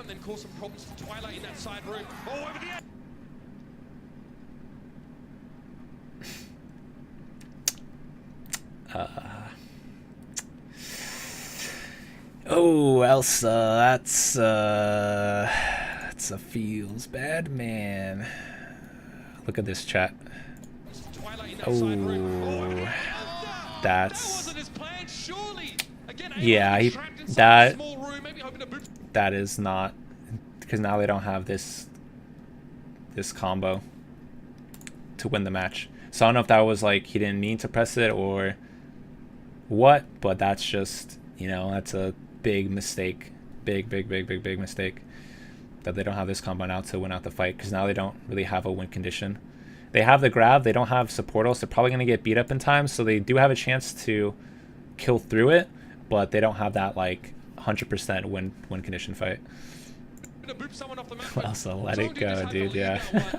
Let it go. Hoping for much more with a self-destruct, I'm sure. Yeah, and it goes off the side. So against this, since they're on ball comp and they're on ghost, they want to try and hold them and stuff them at the door since they don't have a run through. So we'll probably see them like holding, you know, inside this room and try and not let them get any space. Nothing with that is. So as actually they're pushing through, opening it to the doors, because you want to let the ball get out and get like space to roll. So ball will probably go touch point, force them backwards. You got a graviton surge. It has to be a good grab from Lei Young. So I'm not too far away from this next one. It really depends Everyone's how coming back to the point. goes and how charged Ball's probably looking for like an engagement off the side to get a pile drive. Pile driver in the backside. That's to pressure Twilight down. You notice that Twilight actually has a bit of armor from that recent rally. That's now decayed. But it definitely helped with his durability at the moment. Taking long to develop. Yeah, look, Huxal now has to deal with. So maybe right now is just trying to be like a nuisance in the backline and try and like split their whatever focus while they can try and focus these. What they need to do is right now is trying to break the Rhine shield so they can get point pressure or force out the Diva Matrix so they can get the grab. Lei Young's in trouble, has to back away. Oh, Johnny would have been chasing down that kill, but he gets stunned briefly. That's enough time for Q. Ooh, so they get the grab at 80%. Oh, and the Meng's off the map, and Lei Young loses his grab as well. Ooh, that's just big. That's just, they lost because of the misuse of ults. Kyo's getting very staggered out. Elsa has to back out and try and do something, but Bumper Well, you know he likes to charge That's forward. like He's no that's just coward. really He will unfortunate. take it down while he tries to stall the point. Amon returns. Vancouver, you know, they played it well, and and like keeping his team in the round. In the Hunters backside, misused sort the of roll, so bumping they the would have charge. won. He moves out to pick himself back up, but it's going to be too little, too late here for the Chengdu Hunters. They had it at the top of the head, but Vancouver will take this first round. It was a lack of aggression from the Hunters here. They just took way too much time. It's now an oxymoron. Yeah, they're the team that plays aggressive all the time. All the time They to just choose wait. to be contrarian. Chengdu is now. All right, well they threw that one. They had a chance. So we'll see on the next one. They can bring it back. Probably would have given themselves at least another fight, like a decent fight. Not one that's kind of like, you know, patched together. They waited so long. They had to be waiting to combo like minefield plus the grab because they had no self-destruct because Elsa just kind of tosses it into the pit. But even then, I mean, you're allowing the other team to build up towards their trance, build up towards, you know, Graviton Surge at that point. Let's see. So now they're running This is interesting. both Ryan comps. Look, See, okay, on this point's actually really good for quad DPS. I'm actually amazed that they didn't just start off with the quad deeps here. They might be thinking that they're going to be running that like Ryan Creek comp or whatever. So that's the reason why they ran the 3-3 to try and throw them off. So I'm guessing that's what it is, but that quad DPS is pretty, with ball is pretty good on over this comp. But they're probably going to both, you know, push out to here. Look for, you know, the engagement, so yeah, they're going with their main. See whoever gets point control first usually has the advantage here. So the other thing on either side. Oh. Did they waste bubble early? Is that what it was? Let me see here. Hunters want to try and make this work yet again here. They've been successful with it thus far. Trying to be punished for betraying their true nature right Okay. at the last moment. So this is a good aggressive. I think Late Young didn't play this very well. So when you're playing on these comps or whatever, you want to engage with a Ryan bubble, right? So what Late Young needed to do, we couldn't see. Maybe he bubbled too early, and that's why I did the engagement since the camera wasn't messed up. But because a bubble doesn't come out by Late Young to give it onto the Ryan, so Bumper pretty much pushes in with the bubble. And they do that. That's how they start the engagement. So I'm guessing Lei Young probably maybe used the bubble somewhere, and that's was their trigger engage because you don't even see a bubble come out. But yeah, so every time if you're in like a goats versus goats fight, you're kind of fighting, breaking, you know, each other's shields, whatever. You're waiting for those bubbles to be used. And if you see one of their Zaryas use their bubble early, you wait it out, and then you get the engagement. So it's like exactly like, you know, if that's what happened, then that's exactly why they did that engagement there. Because you don't see a bubble come out till way later. See the bubble, they get the engage, and you know, gives them the advantage right there. Amon is sort of in boot behind enemy lines here, and a 2-for-1 trade puts the Titans a player ahead. So it's just a really good engagement with bubble by the Titans there. Bit of dog dodge and dive, I feel that. So the point will go in favor of Vancouver and Bumper. Well, we're pretty close to that ultimate now. He gets displaced a little bit there. Gets picked off, but he did build up a lot of ultimate charge there. Oh yeah, I just always just say like whatever quad would trip. I don't know. People just say it that. I don't like there is like a quad DPS like with like they do run like quad with like the Mercy, so I just like say that's what's good like on this point. Like you can run it with a support with just Mercy, or you can do it with like Mercy Zen. Yeah, just cooler. Yeah, it's just I don't know. Zen counts as a DPS. Okay. That's just I don't know. It's just easier to say it that way.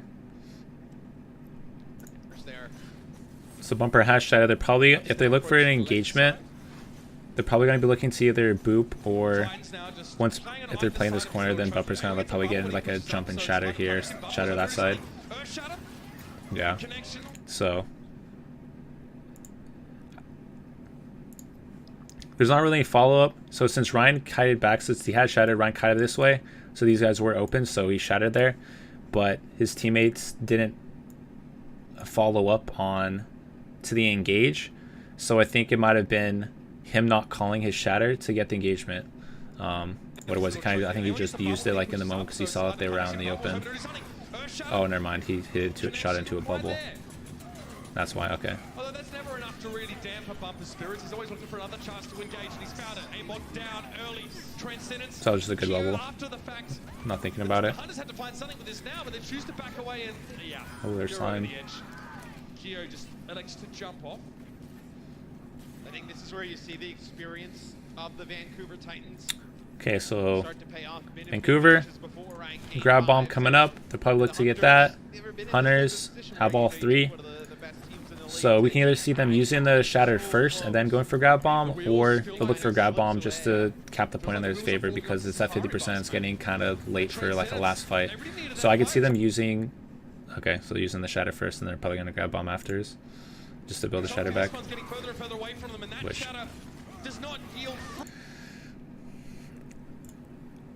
I still don't even see the point of wasting a Shatter, dude. Like, I don't know. I think that's just like a fucking wasted Shatter. It's not gonna hit anybody anyways. Like, you could, if you want to do this, at least like push up and try and make a play with it. Like, go for a boop, like push and make a stun or something to use it. Don't just like throw it away. I don't understand.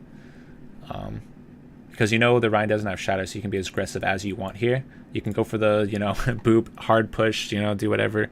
But yeah, then they're gonna follow up with probably grab bomb because they have to win this fight because of that leap percentage.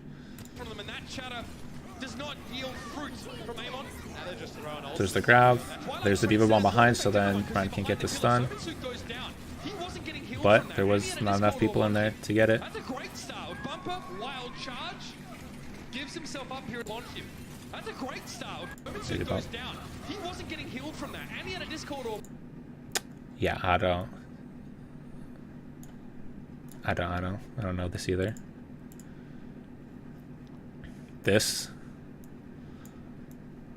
into the whole enemy team, probably not the best idea, because you know we always talk about YOLO charges.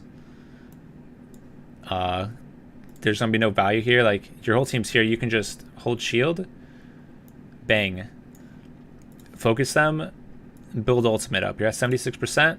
You can survive, throw a fire strike, get some charge. There you go. Now you have ultimates for the next fight. Doing a charge like this, you're just guaranteed you're gonna die. There's no chance you live at it. There's no chance you live out of this. So now, like, they turn, kill him. Now they have zero chance of winning the fight. Now they can just push up and get the fight easy. Because he could have just milked the clock even longer by like holding the shield and maybe built up his Shatter. So now going to the next fight, now you have Shatter. Now you don't have to worry about throwing a fire strike or something like that. Do you have any tips for teams playing goats without a good shot caller? Your Ryan has to be the one then. Instead the, like, your Ryan just has to be the team leader. It's either their Ryan or their Lucio has to pick it up. It's like one of only those two. Like, you just have to force them to want to talk, and if they don't, then it's like you just maybe have to find somebody else. Like, you're not gonna, in goats, you have to, the most vocal person has to be Ryan, 100%. Most vocal person on goats comps has to be Ryan, because Ryan has to be the one that calls engages, calls the disengages, all that type of stuff. The Lucio's thing of like, oh dude, let's do this, let's make this plan, whatever. Like, the Ryan can do that. You can just put everything, you can just dump everything on the Ryan if the Ryan's comfortable doing it. I've done it before. It's hard, and it's a lot of freaking talking and work, and it's like a lot of energy, but it's like, it's possible. But that's why you split it up, so then Ryan can just think about, you know, doing those, you like levy it off to like certain like things, right? But your Ryan has to be the one to talk. The shot, like the making the plans and stuff, can be put on, like, honestly, like anybody on it, really. But the Ryan has to talk, because shot calling is kind of like in goats comps, shot calling is kind of like with the Ryan anyways, because you're just like, when you see an engagement, you're calling the engage, right? There's not really setting up a play other than like a couple amount of ults, so it's kind of like easy this type of round for like shot callers, because the Ryan usually does it anyways. So that's the tech I like. I do like noticing when we see Zarya players look to try and grab against, you know, obstacles like the corners of walls or of pillars, because they know the transcendence is in the undercourt in there. Pushes rounds, enabling Ryan everywhere possible. Yeah, correct. Everyone else in the grab because line of sight is cut off. And how often do we see this? You know, Summon 2 right now, you know, 14 limbs. So we'll see. Hunters don't have any ultimates here. They're probably...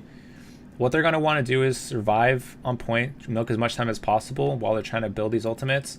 They're at 77. They might invest Trance to get an engagement on them to try and win the fight. Trance or beat. But what they need to try and do is they need to try and like make this as slow as possible.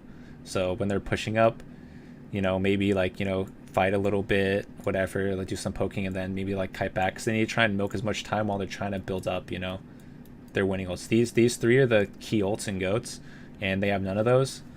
So they don't really want to try and take a hard engagement without any of those because they have 0 win condition. Their win condition, if they use a beat to engage, hey dude, let's just try and, you know, kill this Rhino or whatever.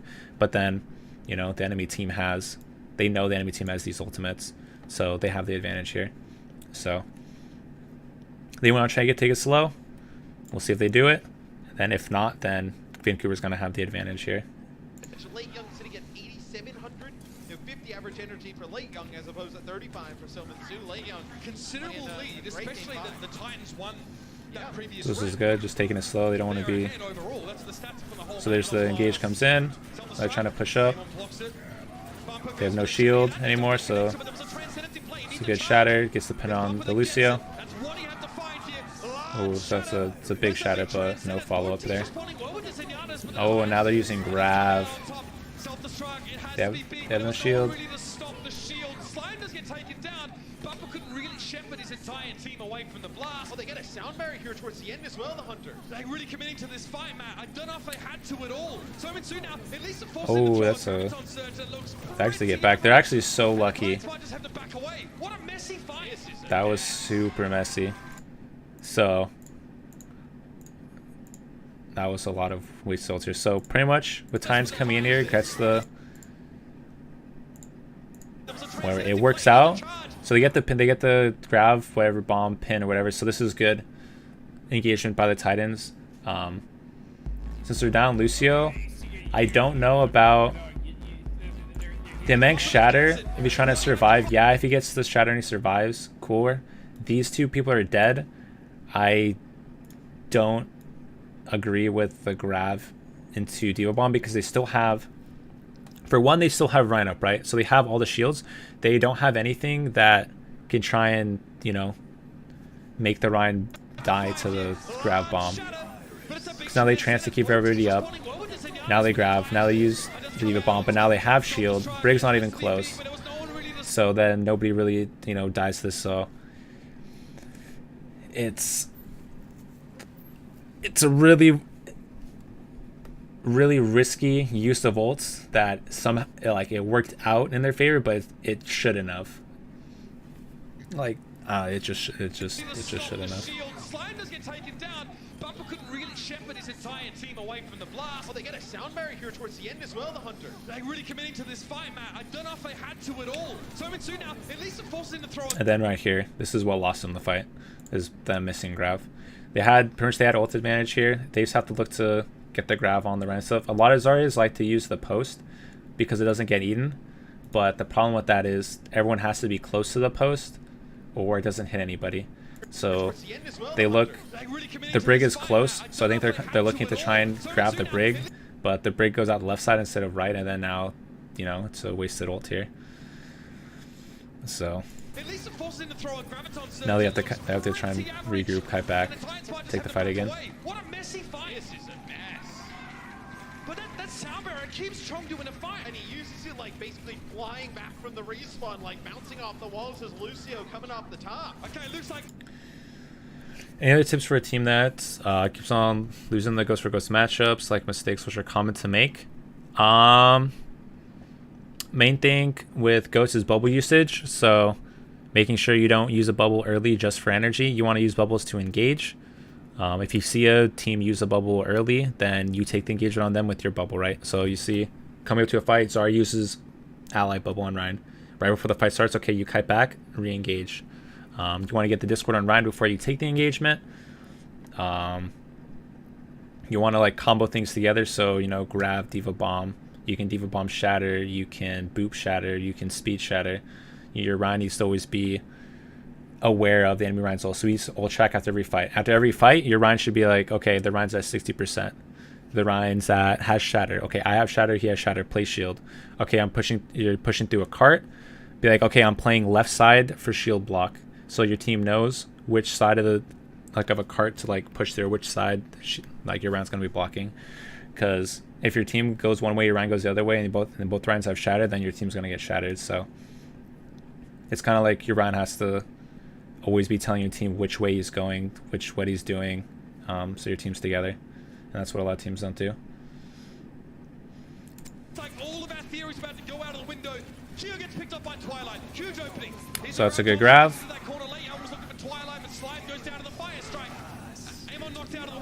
Amon getting pretty deep in the back there. So now it's a 1-1 trade. But Vancouver does have the advantage here since the Ryan did go down. But all this time, the Hunters have been accruing percentage. They're now up to 90, and they're still storing the point. Evil Tail being so annoying, finally going down, but it's 94 to 77. So yet again, one fight territory here for Yeah, the Hunters. one fight. They have Hunters have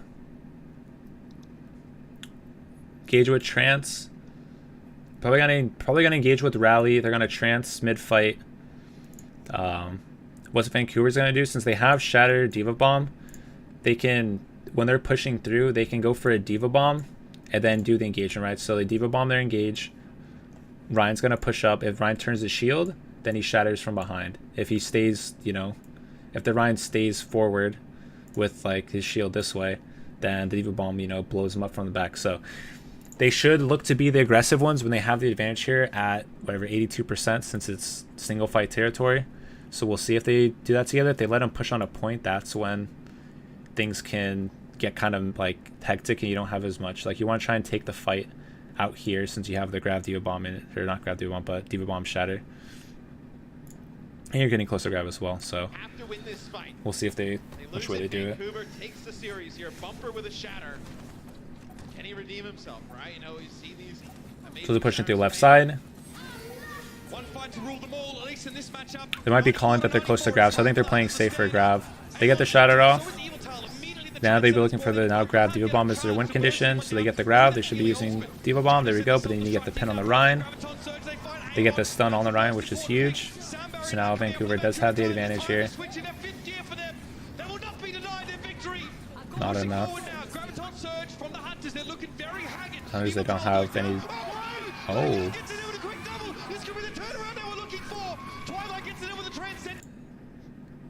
Did he die before he got the Transcendence off? Did he just get it? Oh, he just got. Dang. Okay. That's actually a huge play by Lei Young. Yeah. Die before he even gets the Trance.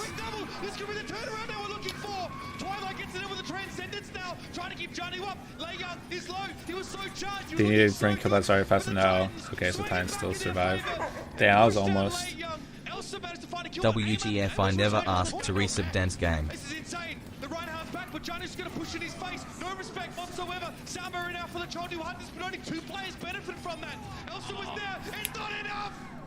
The Hunters come so close, but are rebuffed by a very relieved Vancouver Titans spot who remain undefeated. But not enough.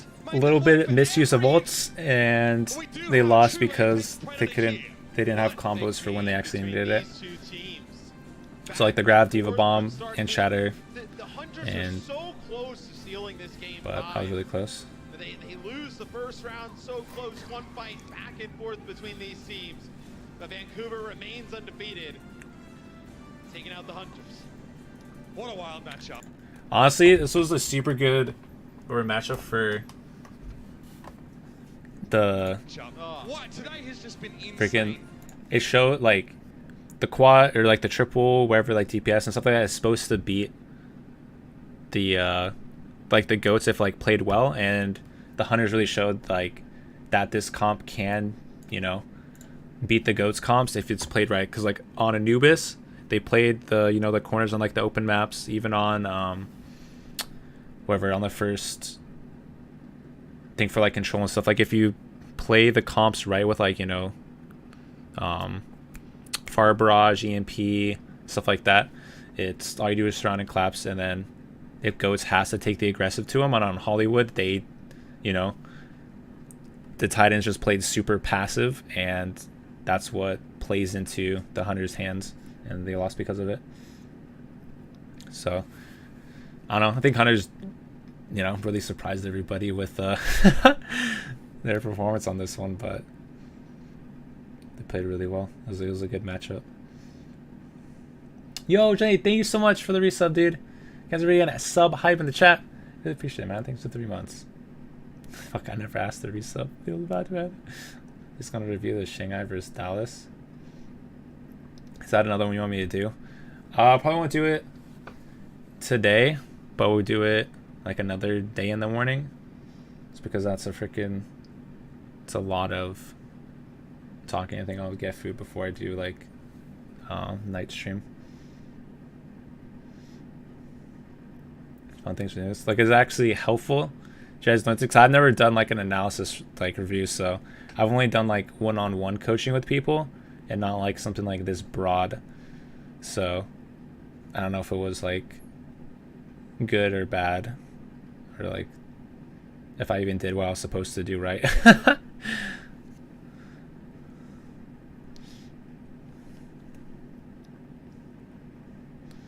Can you help support mains too? Yeah, I can help, like, because I know the positioning for how where everybody should be positioned and like how to do stuff.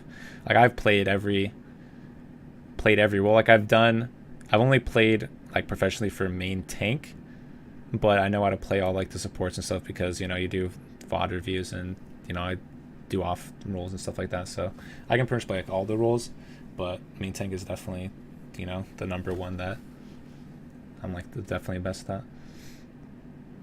Do you think Bumper played bad? Bumper played really bad. Bumper looked like he wasn't ult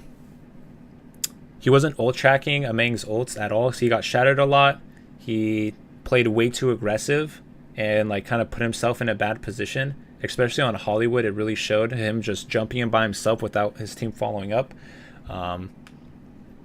And it kind of like, I think it showed the weaknesses of the Titans, that they know if that Bumper is going to be playing like so aggressive, you can kind of use that to your advantage because you know he's going to try and push up and try and make a play, or he's going to, if he's on like win something, he might just, you know, jump without, you know, like Steve and stuff. It could have just been a bad round, like his Hunters like throw him off guard, but it kind of showed, you know, like the weaknesses in the Titans if the meta does change, or they don't like adapt and like fix their play styles. Or it could have just been a bad, like, you know, round on Bumper. But yeah, it really showed that he got kind of outplayed a good little bit. Like, he made good plays, don't get me wrong. He, you know, made some big like shadow plays and stuff, but he also, you know, had some pretty big mistakes.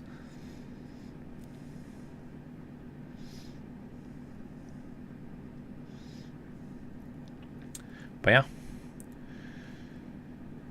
that is the end of this VOD. Heck yeah, we did it, dude. We did it.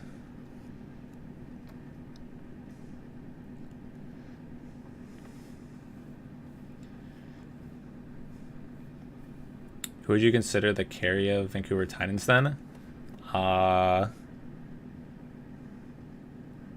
mean, their support line's pretty good. Like, okay, so they play around Bumper well, right? So you're gonna see, like, if you give somebody, you know, all the resources in the world, then he's gonna be looking, you know, like a champ, no matter, like, it doesn't matter, like, you know, who it is.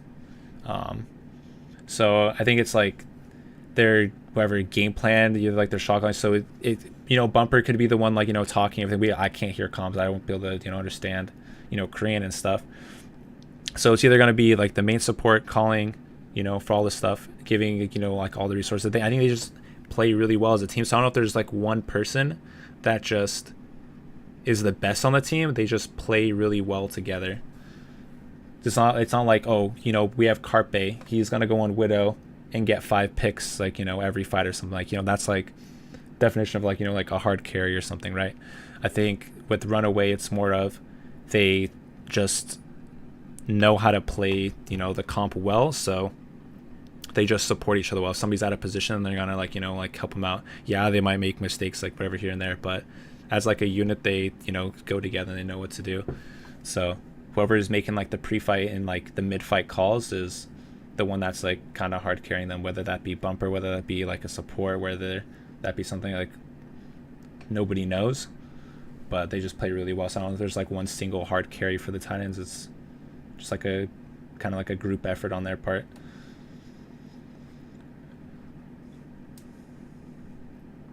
Holding on some resources in a bumper and allows them to get away with crazy plays. Yeah, like a bunch of the times you just see him like, you know, kind of going deep, and then like when he didn't get those resources, then it's kind of he's just like, you know, died really early, like really on into the fight.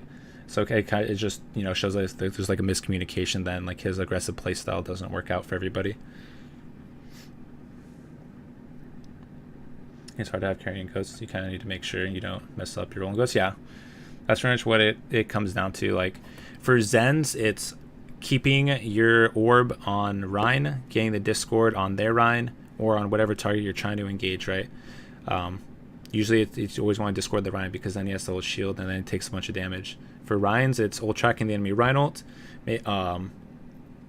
watching like blocking shatters, looking for like a shatter play. For like Lucio, you can, you know, be disengaging, re-engaging based off what your Rhine sees. Zarya is, you know, the bubble usage. Don't want to use your bubble too early. Don't want to use it like too late. You want to try and save, you know, your ally bubble for like engages for your Rhine. For Diva, it's eating the fire strikes. If you don't eat the Rhine's fire strikes, he's gonna get ultimate super fast because Ghost is so clumped up that one fire strike, it's like, bro, I just got 30% because Diva didn't eat it, and then bang, you lose because Rhine has shatter. You have no idea. So like each person kind of has their own like role, and then if they do it all to like right together, then, you know, perfect. And if one person's kind of slacking, then it kind of, that's when you start seeing like, you know, teams fights go in like different like ways. If you see like a bubble get used to early all the time, then that team's always going to lose. Like on that first fight on this Koth Mound or whatever on that shrine map, they did like Vancouver used their bubble to engage, and they got the engagement before Late Young even used the bubble on anybody. So either he used his bubble too early, we didn't see, or he just didn't press his bubble, and then that's why Vancouver, you know, got the hard engage, because they used their bubble to engage and then they didn't respond. So yeah.